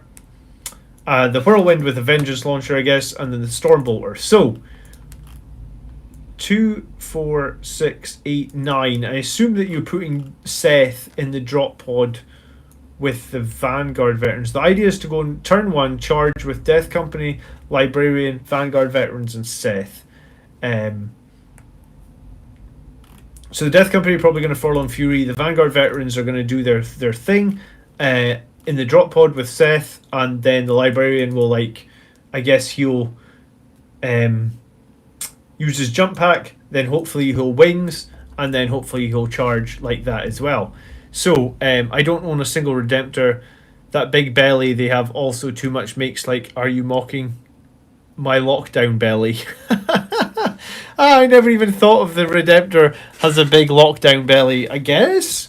The thing with Seth is he's easier to kill than Dante, no jump pack. Yeah, I mean, if he's coming out of the drop pod, then maybe he's okay. My question actually about this list, and I think I like a lot of it, is there any way that you could find the points to get a champion into the drop pod, right? Like, because we know the chapter champion is, like, really strong, and maybe, like, he's only 55 points, so I'm thinking, like, how much is a Vanguard Veteran with 2 Lightning Claws? Like, maybe 26 points? You know, like, maybe you could drop 1 Death Company model and 1 Vanguard Veteran, and then maybe you just need to find, like, and drop, like, a Hurricane Bolter or something, and you've got enough for your you've got enough for a company champion. J-Shap, have you seen my video on the company champion? Do you know how strong he is? Because we can go over it really quick if you don't know how strong he is. And I can tell you why he's a great option to join the guys coming out of the drop pod.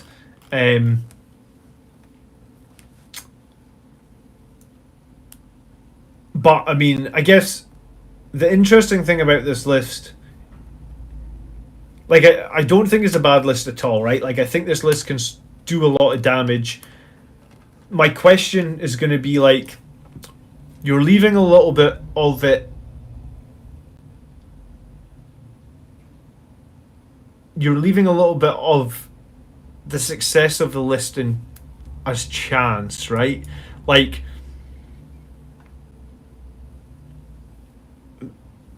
the icon of the angel on the Primaris chaplain on the bike might be the wrong choice, right? Yeah, I mean, you need 70 points if you want him as the chapter champion, but if you just want him as the regular champion for 55 points, you could do that, and then you could throw Icon the Angel on him instead.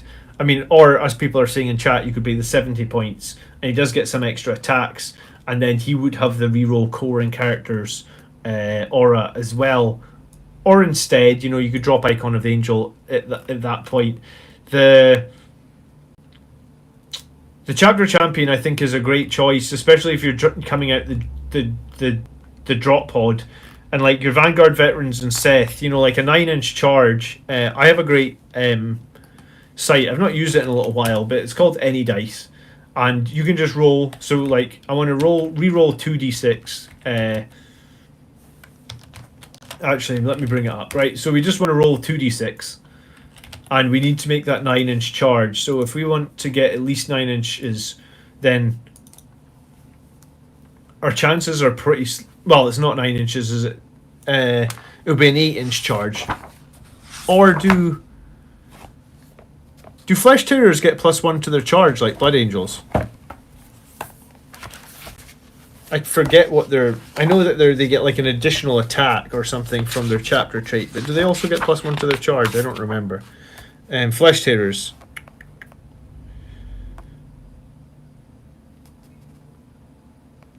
No, so they don't. So you actually need to make a 9-inch charge. I mean, I guess you're right. You get 7-inch charge if the chaplain's in range, but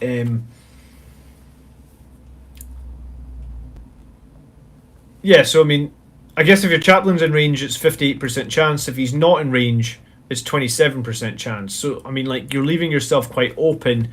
So if we roll 2d6, and we re-roll, like, if we re-roll everything, so if you need the 7-inch charge, so we'd re-roll like 2, 3, 4, 5, 6. So on the 7-inch charge with the re-rolls, you're looking at 82%. If we need the 9 and we're re-rolling everything, you're looking at 47%. So if your chaplain can't get in range of where you put down that drop pod to cast Canticle of Hate, then you're on a 50% chance. And then even if he does cast Canticle of Hate, you're still on an 82% chance. So I like the list, but I mean, I guess there's just a 20% chance that, like, on both charges, you have a small, I guess 1 in 4 games, some of your units are going to fail their charges. And I guess that's the disadvantage with drop pods, and I guess that's why some people... I guess there's a disadvantage with Deep Strike as well, and I guess that's why some people just do shooting out of a drop pod. Plasma Scepters are super competitive, right? And I guess enough people do actually run them, Ollie. I just don't typically run them myself, but I do get a lot of list submissions with Plasma Scepters. Like, yeah, so... give the Centurion a Sergeant Assault Launchers instead of Hurricane Bolter. It's definitely worth it. And someone...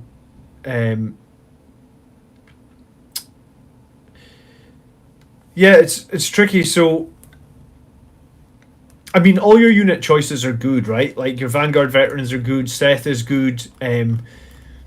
If you can get them in to close combat, they'll be super... they'll do a lot of damage. I guess you're leaving a little bit in the hands of the gods, right? Because there's going to be an element that like you aren't going to make that charge in every game because it's only like 82% even with the +2, or 50% or something without the +2. So as long as you're okay with that, and you know that just like 1 in every 4 games or something, you're going to fail some of those turn 1 charges, and you think, as long as you know that in your head and you strategize around that happening, then maybe you're okay, and maybe this list can do a lot of work. But if you just sort of try and go all in and then you fail some of those key charges, that could cause you big problems. And again, because your chaplain's not deep striking, I know that he can use an advance roll, or like, I know he's on a bike, so he can basically move 20 inches. So you could put him in a good position to move 20 inches and then be in range from the drop pod for the rerolls and the canticle and stuff. But still, I guess there's a lot of ifs here, it feels like. But don't get me wrong, right? If you end up in turn 1, if the Death Company get in, if the Librarian's in there, if the Primaris Chaplain is just off as well, I guess he probably won't be able to be in because he advanced. But the Vanguard Veterans and Seth are in, and then they're all backed up turn 2 by stuff like Centurions with Hurricane Bolters and Flamers. I mean, it's generally like it's a very, it feels like it could do a lot with Alpha Strike, but at the same time, like, there's definitely an element of risk with the list. And you know what, I don't play Fleshed Hitters that much, so maybe that's, you know, you're okay with a bit of risk, and you know that when the list, when all your rolls gel, this list is super scary, right? But sometimes it can fall down a little bit. But yeah, I mean, you could put some sort of chaplain just into the drop pod to use the commanding orator and cast the canticle, which might just be a little bit more reliable. You could put a chapter champion in there to, again, just give everything the rerolls, which again might be more reliable. Like, if you're gonna go all in on that turn 1 attack, then that's probably what I'd do. I'd probably have like 7 Vanguard Vets, a Librarian, 7 Vanguard Vets, the Company Champion, Seth, and your Chaplain. I guess like I'd lose the bike and I'd get him in the drop pod as well, and he'd just be a regular Chaplain. You can charge out the drop pod, but you still need to be 9 inches away when you exit the drop pod, so you're still looking at a 9-inch charge Highland. So even though the drop pod's technically 9 inches away from the enemy, anything coming out of it also has to be 9 inches away. And then I guess you might have some problems, like if the enemy has a good unit for Auspex scanning. But yeah, I mean, I think squeezing the chapter champion for sure. And maybe you need to just rethink the chaplain idea, or maybe you're fine. You know, like you know how this list works. You know what you need to do. The drop pod needs to come down within 20 inches of the bike so that we can get those rerolls. And it's a very much get in their face in turn 1 and just hope they can't deal with it. And some armies won't be able to deal with it, right? You get into turn 1. Thanks for tuning in today, Dracul. Appreciate it. And yeah, congrats again to everybody that won. So yeah, maybe you get into turn 1 and they can't deal with it, and you just roll over them and the game's over early. And I guess that could happen. So okay, we'll score the list, and hopefully I've given you just some food for thought. I like your Redemptors a lot. I like the loadouts on them. I like the Centurions. Generally, I like the troop choices. Like I said, maybe auto bolters in here, and then maybe just you need a slight rethink of the HQ. But let's go ahead and score. So objective holding, I guess the 2 Phobos units is pretty fine. Probably something like an 8.5. How are we dealing with infantry? I mean, maybe a little bit better than the last list in that we've got the 2 Redemptors. We do have Hurricane Bolters and Flamers on the Centurions, and I guess maybe we're going to get some auto bolt rifles on these Inceptors as well, but I mean, I guess like we don't have them right now, so I guess maybe it's an 8.5. How are we dealing with monsters and stuff? Well, I mean, we've got a ton of Vanguard Veterans, we've got a ton of Death Company, we've got the 2 Redemptors, We've got the Whirlwind. The Centurion drills, I guess, are clutch as well. So I guess like we can do a lot, and it's gonna depend on how effective we are with our charging, or how well we roll, and how much space there is on the map, I suppose. So there's a lot of factors here, but like overall, I think it could do very decent. Mobility is a little bit less, but I don't think it's a problem, right? Maybe like 8 for mobility, in that the Centurions are obviously slow. The drop pod probably makes up for some of that mobility as well. And I mean, drop pods in terms of like scoring objectives as well can be pretty useful, because you can drop them on an objective, or you can drop them somewhere for all fronts, or you can drop them somewhere for like Oath of Moment as well is a possible thing. I don't understand how the company champion can perform actions because he's a character.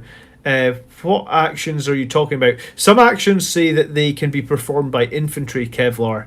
So you have to double check different actions, and it usually says on the action itself what or who can perform them. In some of the maps, you can actually perform actions with drop pods, which is kind of crazy. One of the maps just says like any unit can perform this action, for like the map secondary, or map specific secondary. So you just need to check that. But for the moment, at least, I don't take chaplains at all.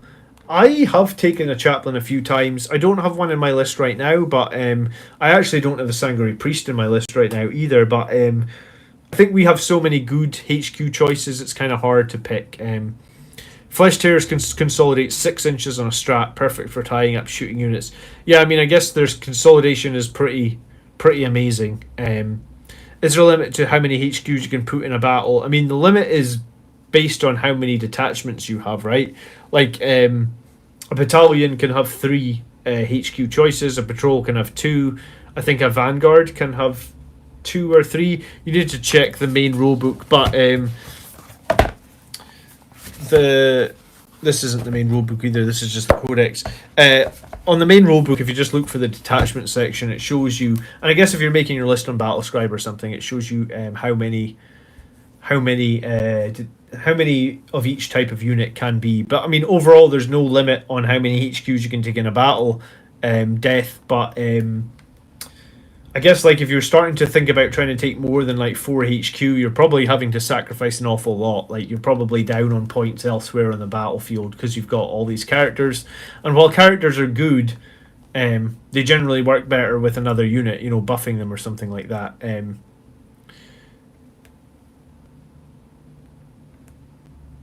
Okay, Julian, let me you submitted a list just like a few days ago, so I've got that list from then. If that's wrong, just let me know in the chat and we'll fix it. Too often when I chant a litany, it fails when you're really needing it to pass. I put a lot of value in the Wise Orator Warlord trait that makes your chaplain have 2 litanies and cast on 2 pluses. That seems to help a lot in terms of reliability, but I guess if you really need it to go off, then you have to spend the CP, right? Which can be a little bit annoying. And then I guess specialization on this list, it's maybe we'll go with like an 8-man. Like you're specialized a lot in trying to get that turn 1, turn 2 charge off, and I think it can work, right? I'd say J Shap that like some games you'll just roll over people with this list. Like I think it all works together and I think it'll be good. But I guess sometimes if the dice gods don't like you and you get stuck a little bit in the first turn,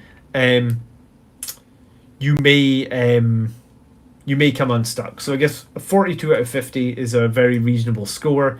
And hopefully I made a couple of small suggestions that you might take on board that might help you.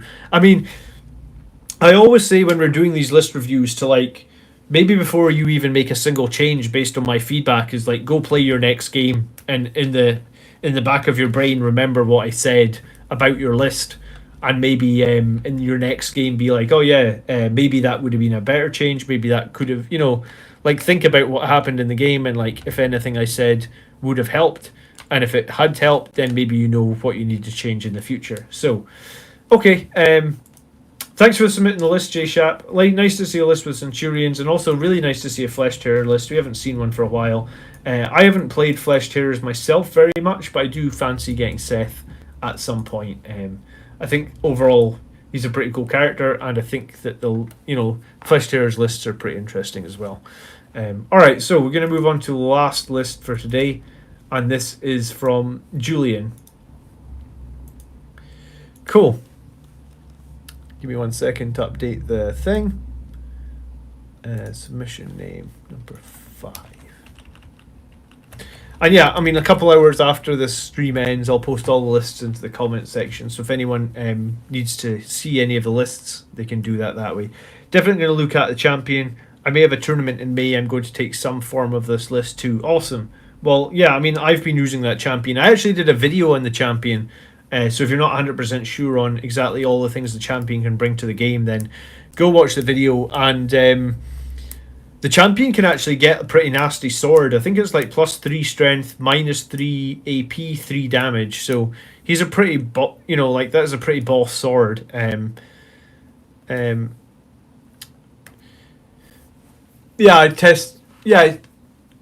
don't know if you need to test your list in 10 games, but definitely test it in a few games, right? Before you test it in a few games, and maybe you make changes based on what I said, or at least keep them in the back of your mind and see if you think they'll provide value. All right, so Julian, list number 5 today, and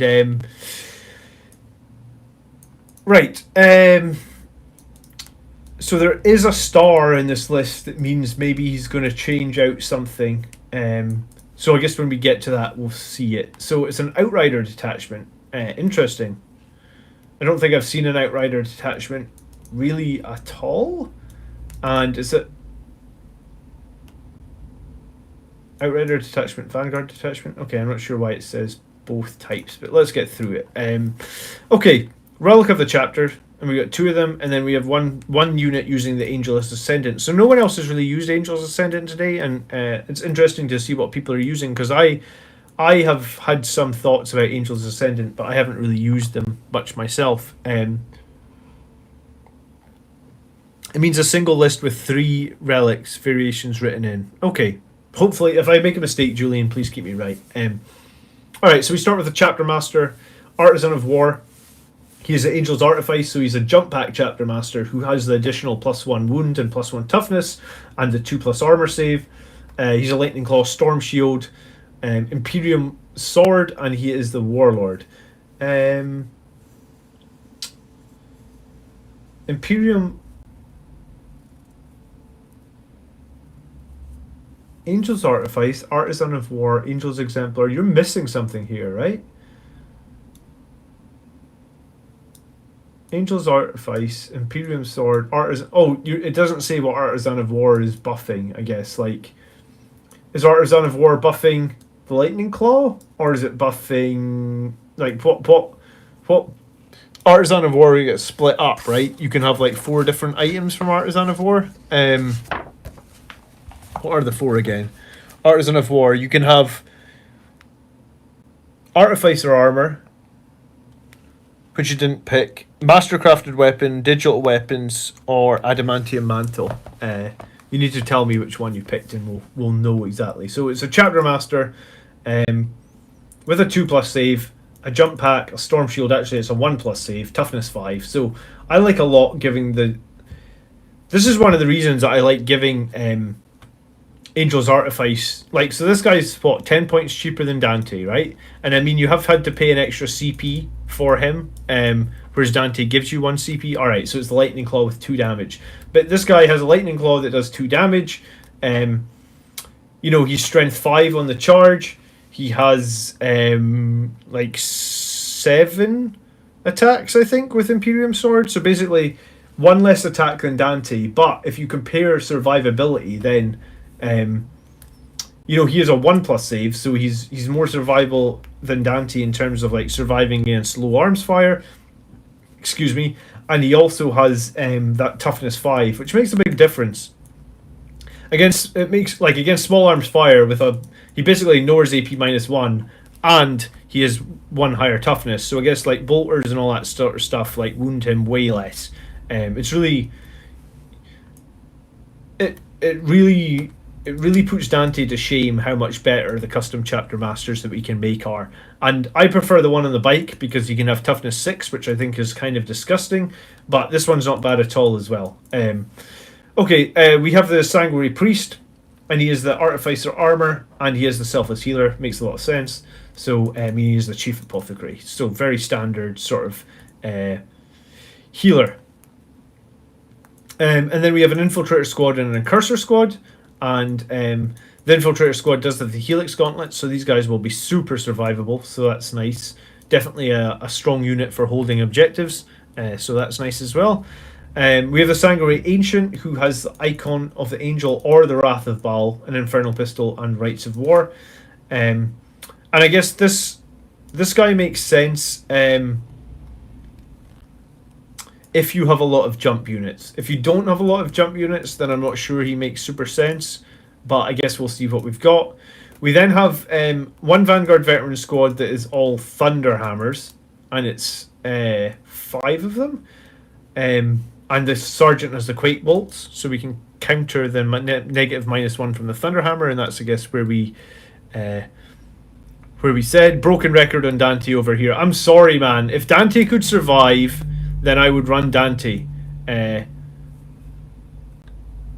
you see my new chapter master though? Because he looks badass. Like I'll show you my new chapter master. Honestly, he looks better than Dante Reziel, I swear. And yeah, I mean, like I want to say I'm 90% completed with this painting now. I spent another couple hours on them this morning. I think on the stream last night I said I was 80% complete with them.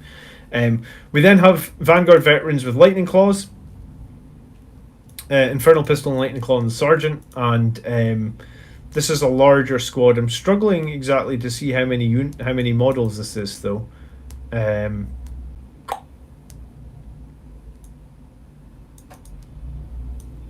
249 points, and I think they're 28 points per model. So this is a big squad. Yeah, I don't know why it doesn't say how many models are in the squad, but okay. So Vanguard Veteran Squad with Lightning Claws. I mean, we know those are fine. I can keep Dante alive just fine. Dante should get Duty Eternal.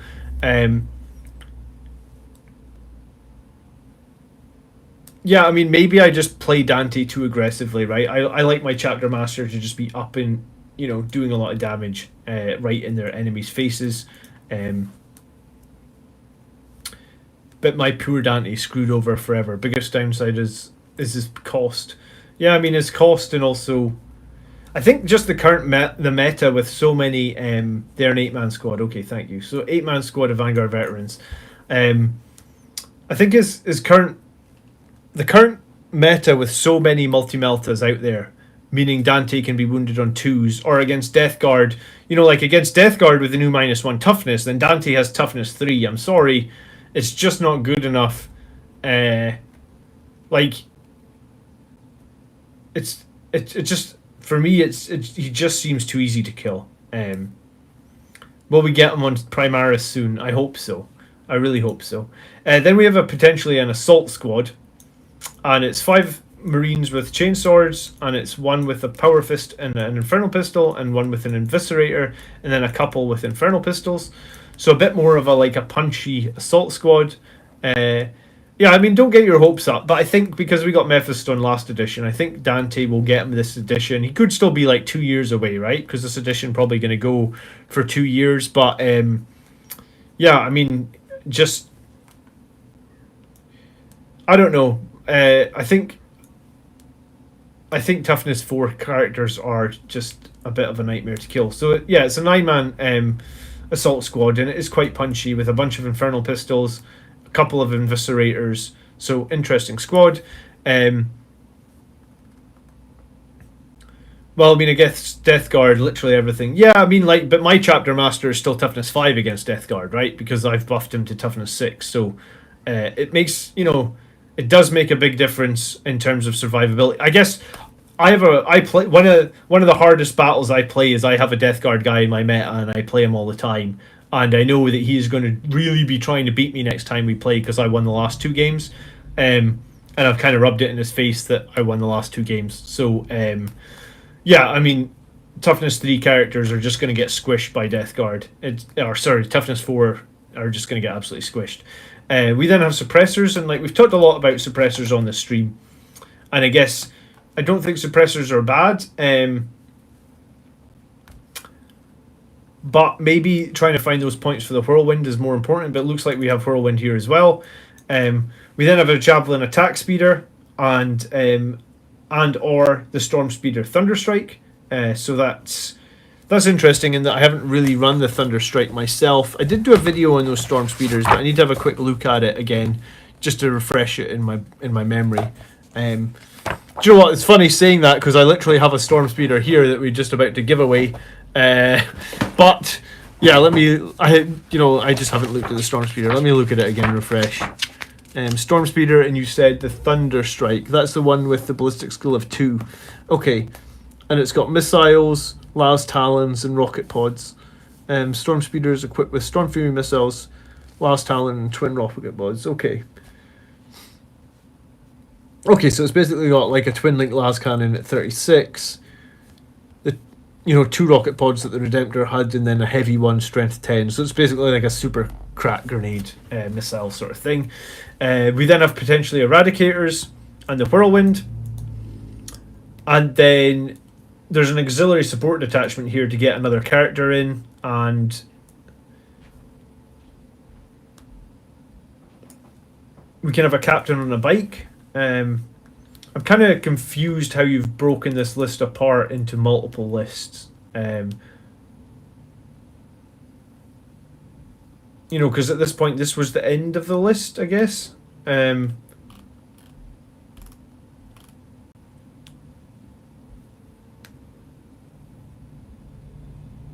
Yeah, I'm super confused by what you've done here. Did you stream the Death Guard battle too? Both the Death Guard battles were like battle report videos that I put up, so they weren't actually live streamed. They were like abridged battles, and they were both pretty close games. If I had to get a second army, what would you get? I have a kill team for another faction right now, and it's Thousand Suns, and I think I just got it because oh, good call. Yeah, I mean, I'm just confused by this army because it kind of stops, like, the army list stops here. Whirlwind, Eradicators, Storm Speeder, Suppressors, Assault Squad, Vanguard Veterans, Sangri Ancient, a couple of troops, Chapter Master Sangri Priest, and then there's a whole section here that's like an auxiliary detachment, which has a captain on a bike with Gift of Foresight. So it's a slightly different captain on a bike, and then there's another successor chapter here with some lieutenants in it, and an unbound Judicar. I mean,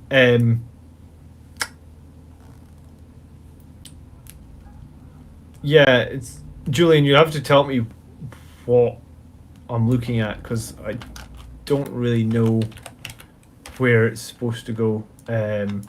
So that's 165 plus 135 plus 115 plus 130 plus 130.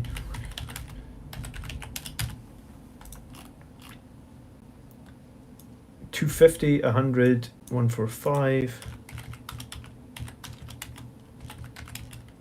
plus 180 plus 145.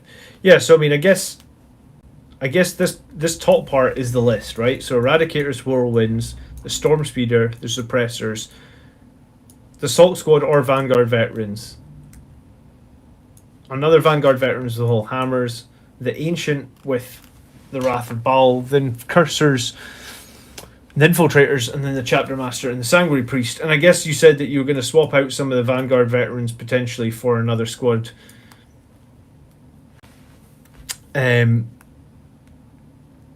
Everything before the Whirlwind is extras. Okay.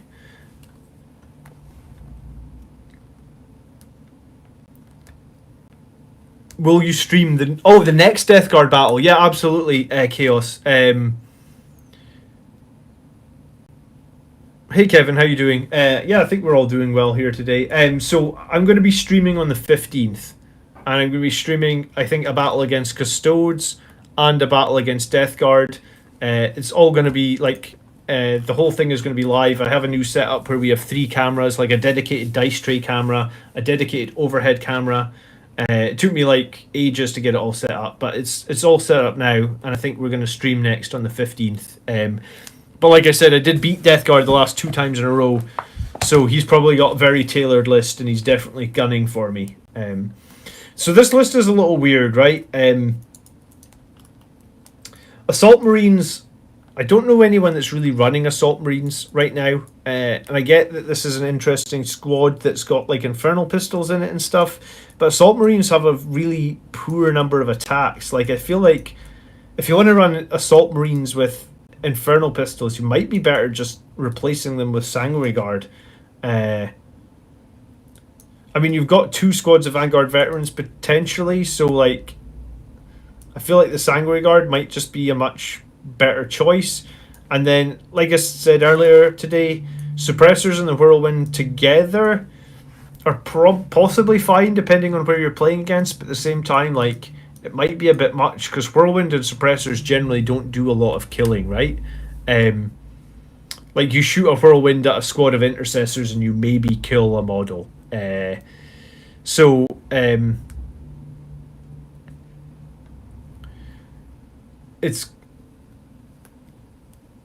It's kind of questionable to take both. Like, I understand why you want to take both, but at the same time, like, I'm struggling to say if it's a good choice to take both, right? And yeah, I mean, if we look at some of the other option things that you had as well, like a Reaver Lieutenant to get like a large bubble of reroll 1s, maybe a Judicar,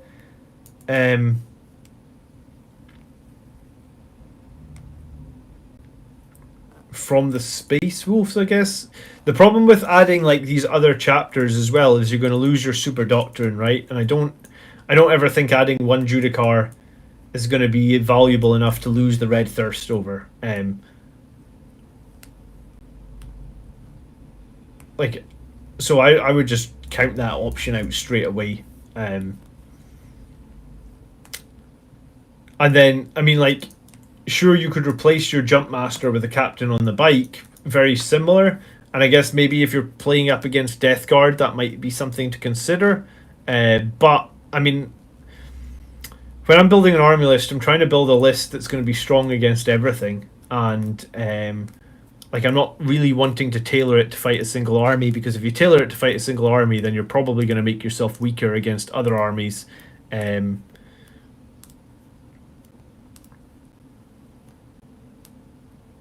Assault Squad and Land Raider can be replaced by Lightning Claw, Van Veterans, and Eradicators. I didn't even see a Land Raider in this list. No.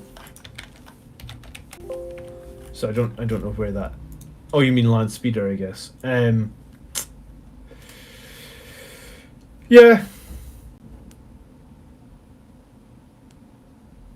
And I don't know if you have enough fast attack units to justify the Wrath of Baal. And again, like, you only got 2 HQs here, and like the Sangri Ancient, if you can't really justify having enough, like, I'm not sure. I really don't think you have enough jump units to justify the Sangri Ancient. So if you're not going to run the Sangri Ancient, then, like, you know, you've seen a lot of the other lists people are including, like Primaris Chaplains on a Bike, Librarians in Terminator armor, or Librarians with a jump pack. What's the other one? Our Librarian Dreadnought. It can be... I did read the notes. I don't think I just don't understand it.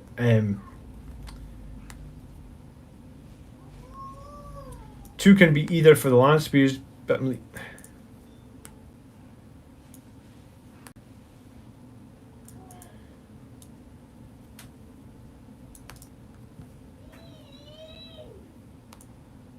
yeah, I'm sorry, man. I don't understand how you've functioned it apart, I guess. So all I can do is comment on the units, and based on how strong I think they are, but yeah, I mean, like, HQ wise, like, I generally think if you're going to run a battalion, and I guess this isn't a battalion, it's an outrider detachment, but I think you can. I need to check.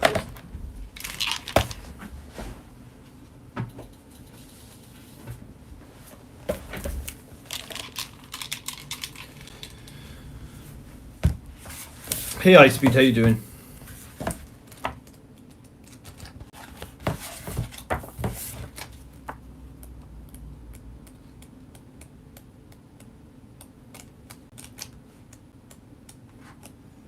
Always kind of wish that they put the books in some sort of alphabetical order that makes sense, because, like, honestly, every time I look for something in these rule books, I can never find it. Right. Detachments.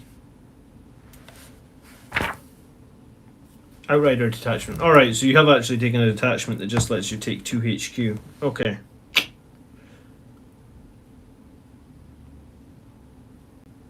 I mean, that's fine, but I mean, the majority of people that are taking strong lists are taking 3 HQ, right? I mean, some people are even trying to push 4 HQ, but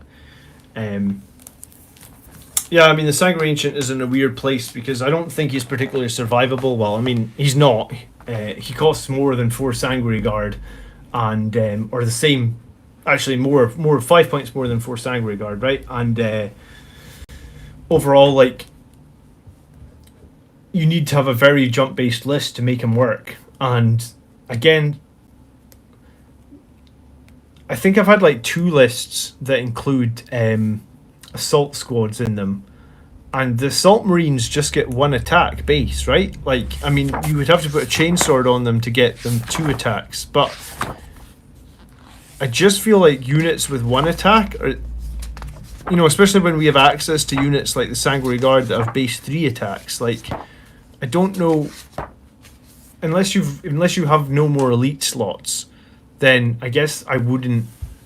I don't know. I would recommend assault marines.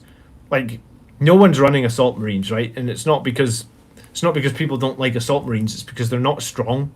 And I mean, your assault squad has eviscerate. You know, like, so your eviscerator literally get, like, sure, when you charge and stuff, you get those bonus attacks, but then if you don't win that combat in 1 turn, what, you get 1 attack with Eviscerator, and it's going to be a 50-50 chance to hit because it's -1 to hit. Like, it's just, if you compare that to, like, the Sangri Guard swords, like, there's no comparison.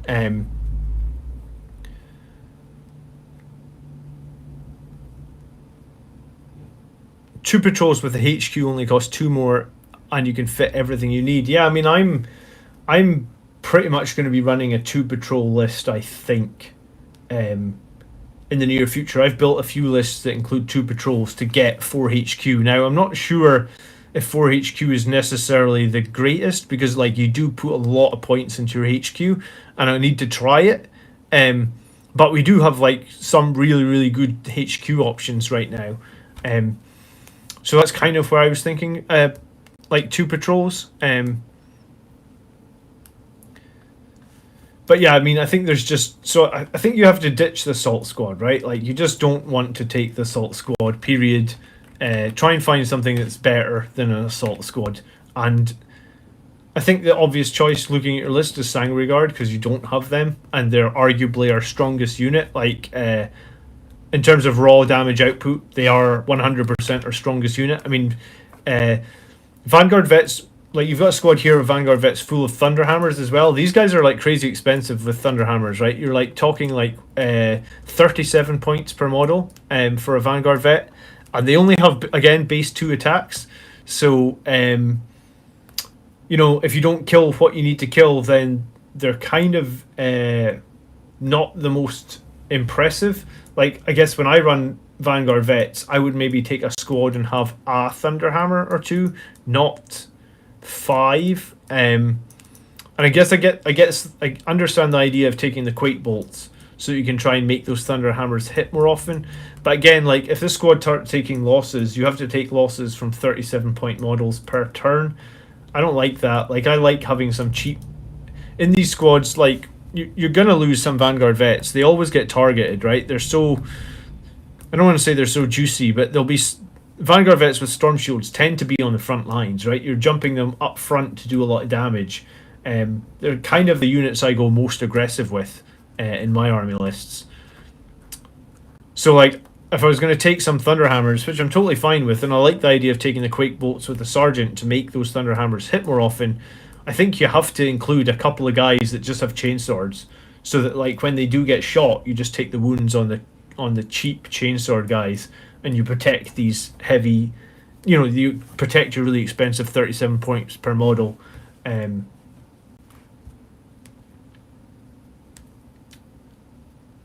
Thunderhammer guys. So I think you need to consider that as well. And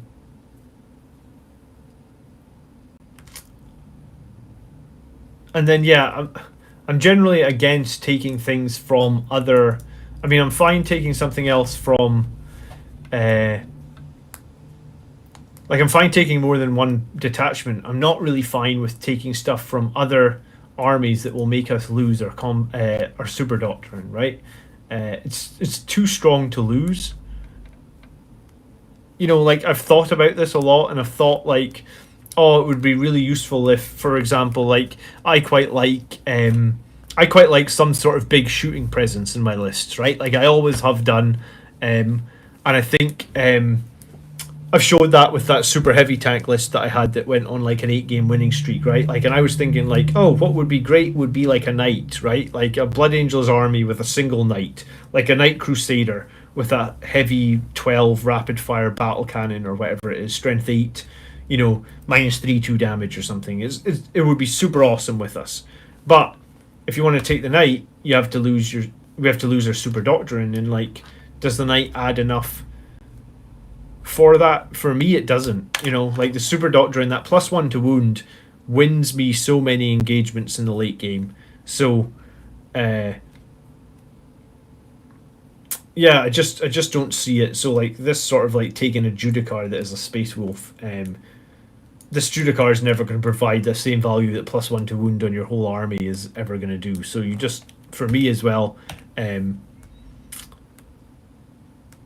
would just sort of ignore that too. So yeah, I mean, I'm sorry that I'm not understanding the list. Brackets is for the change in the list versions. N is for replaced, gets replaced in the list by corresponding number comp list, and then it says 2-star can be either the. Yeah, I'm just not understanding it. So I'm sorry that I can't really I guess if you're gonna try and complicate things for the future, guys, I'm a simple person. I just need to see an army list, and that's what I can talk on.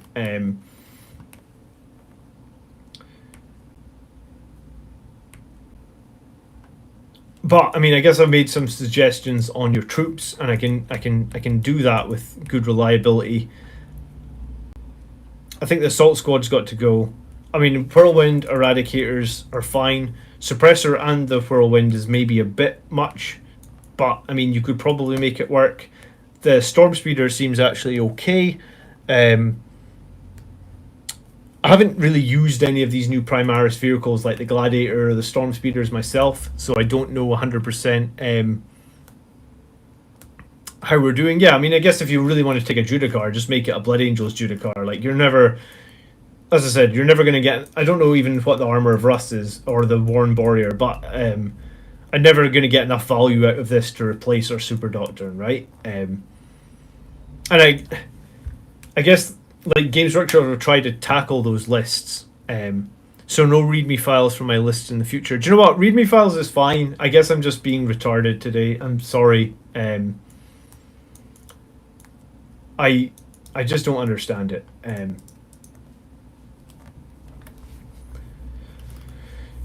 Okay. Hey Spirit Tricks, thanks for following. But I mean, Vanguard vets with hammers and Quake Bolt seems good, but I really would like to see a couple of units in there that are cheap. Vanguard vets with Lightning Claws are very good right now. Everybody's using them. how much do you suffer from Overwatch? It's a very good point, right? Like, how many times in battles do people fire Overwatch at you from multiple units? Do you really feel like you need multiple ways to turn it off? Overwatch for me in 9th edition is much less common, right? It's much less common than it was in 8th edition, obviously, because you have to pay for it every time, and you know, it's a bit different. So yeah, I'd love to see another list from you, Julian, and if you submit another list, because I can't understand this, I'll try and give it a bit of priority so you won't have to wait as long, right, before it reviews. So sorry about that. But what I would like to see, I guess, is lose the Assault Squad. If you really want to have like that hard-hitting, punchy squad, then make it Sangri Guard. You know, they are our best unit in terms of raw damage output. I don't really think anyone... And if you're not sure, watch the video I just did on Sangri Guard as well. I mean, Sangri Guard with swords are amazing. Great channel, great service. Thanks very much, Spirit. It's much appreciated. So I guess there's a lot to be said about that. I do like what you did with your jump captain. You know, giving him the Angel's Artifice is good. I do think that, like, at this point, I would either probably try and make this a double patrol, which would just cost you 1 more CP, and you could get another HQ choice. I feel like we've got strong enough HQs. Like I said, Librarian Dreadnought, Librarians, you know, Primaris Chaplain on bikes. There's definitely some great HQ choices we can pick right now. Like, it's really hard to pick 3 in my opinion. And then I guess you'll have to let me know how the Storm Speeder Thunderstrike does. Do you know what? I'll maybe buy one of these new Storm Speeders. I just haven't quite seen myself a way to put them into the list. So yeah, I guess we're just going to wrap this list here. And I guess, as I said, I'm sorry I'm not fully understanding it. But if you want to, hopefully I've made some decent suggestions. But if you want to just send me a new list that's just a single list that's not got quite so many options, then I'll review that and I'll give you a bit more priority. So where was we? Yeah, so I guess if people didn't catch the stream earlier, we did pick 3 winners for a giveaway this week. They were Murch, who we know, he's been in the stream a few times. Bob, who I thought might log in today, but I guess we missed Bob today. Hopefully he'll be here in a bit. And then Chaos as well. So I'll contact you guys after the stream. Congratulations on winning a box of models. And what I'll do, Chaos, if you're still here, is I'm going to ask people to pick 2 out of the 3 boxes, and I'll try and get everybody a box that they're interested in. Are we going to do what lists are next week? Yeah, absolutely. Let's have a look at what's up next week. So next week we've got Adam H. Adam's been around a lot, actually. We've got Az, we've got Ollie, we've got Tom, and we've got Alex Laxton. And do you know what? We can look 2 weeks ahead as well. I think at the moment we have Adam Graham. I think Tom submitted a Death Company list, but he didn't want this to have priority, so maybe we might throw that back into 3 weeks ahead in case another member submits. Oh, do you know what? Mac Daddy just became a member today, so maybe we should bump him forward. So maybe that's what we'll do. So 2 weeks ahead will be Mac Daddy, Adam, Evan, Ray, and Joshua Lipsky Oliver. But yeah, we have a pretty big queue of lists. Like, I think I have lists 10 weeks in advance now for non-members.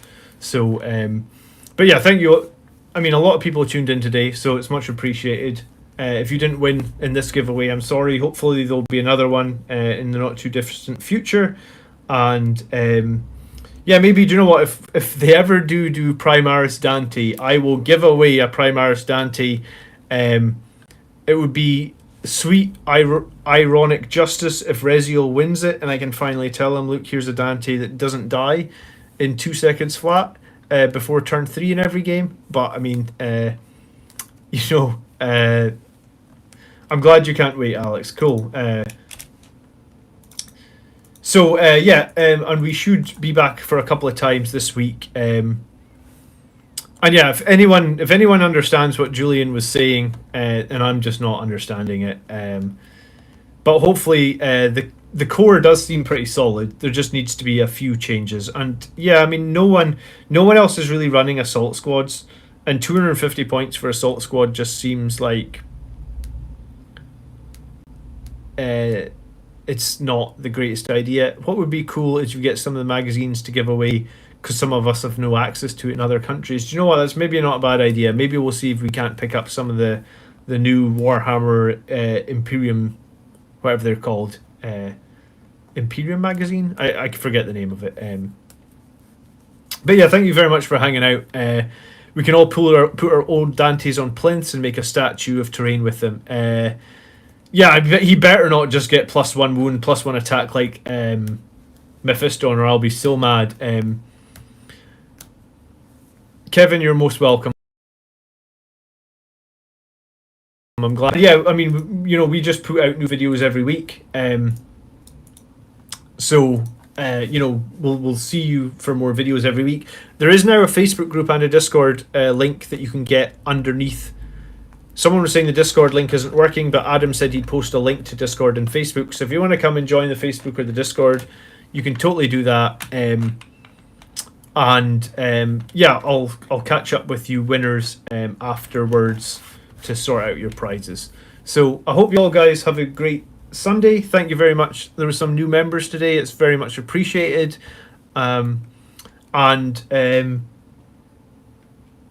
Yeah, so we're going to be back probably Tuesday and Friday this week with some videos, and then following week we're going to be back on the table with some live games. So the live games, these are just going to be like live games, like from start to finish. I do still want to do abridged battle reports, right? Because people still really love the abridged battle reports, like where I take a battle and break it down and talk tactics. But I mean, probably what will happen then is we'll play the live game. I'll record that and I'll broadcast that live, and then maybe like a week later or something, we'll take the live game and we'll break it down and we'll try and talk tactics and like what we did well and what we did wrong and all that sort of good stuff. So no, thank you guys so much for tuning in, and I'm blown away by the number of people that have become members now. Honestly, it's super appreciated. So thank you so much for that, guys. And yeah, look forward to speaking to you all soon. Have a great weekend. Thanks for tuning in. Hope to see you either sometime during the week on a hobby hangout or next Sunday. By the blood are we made, brothers. Peace. See you guys soon.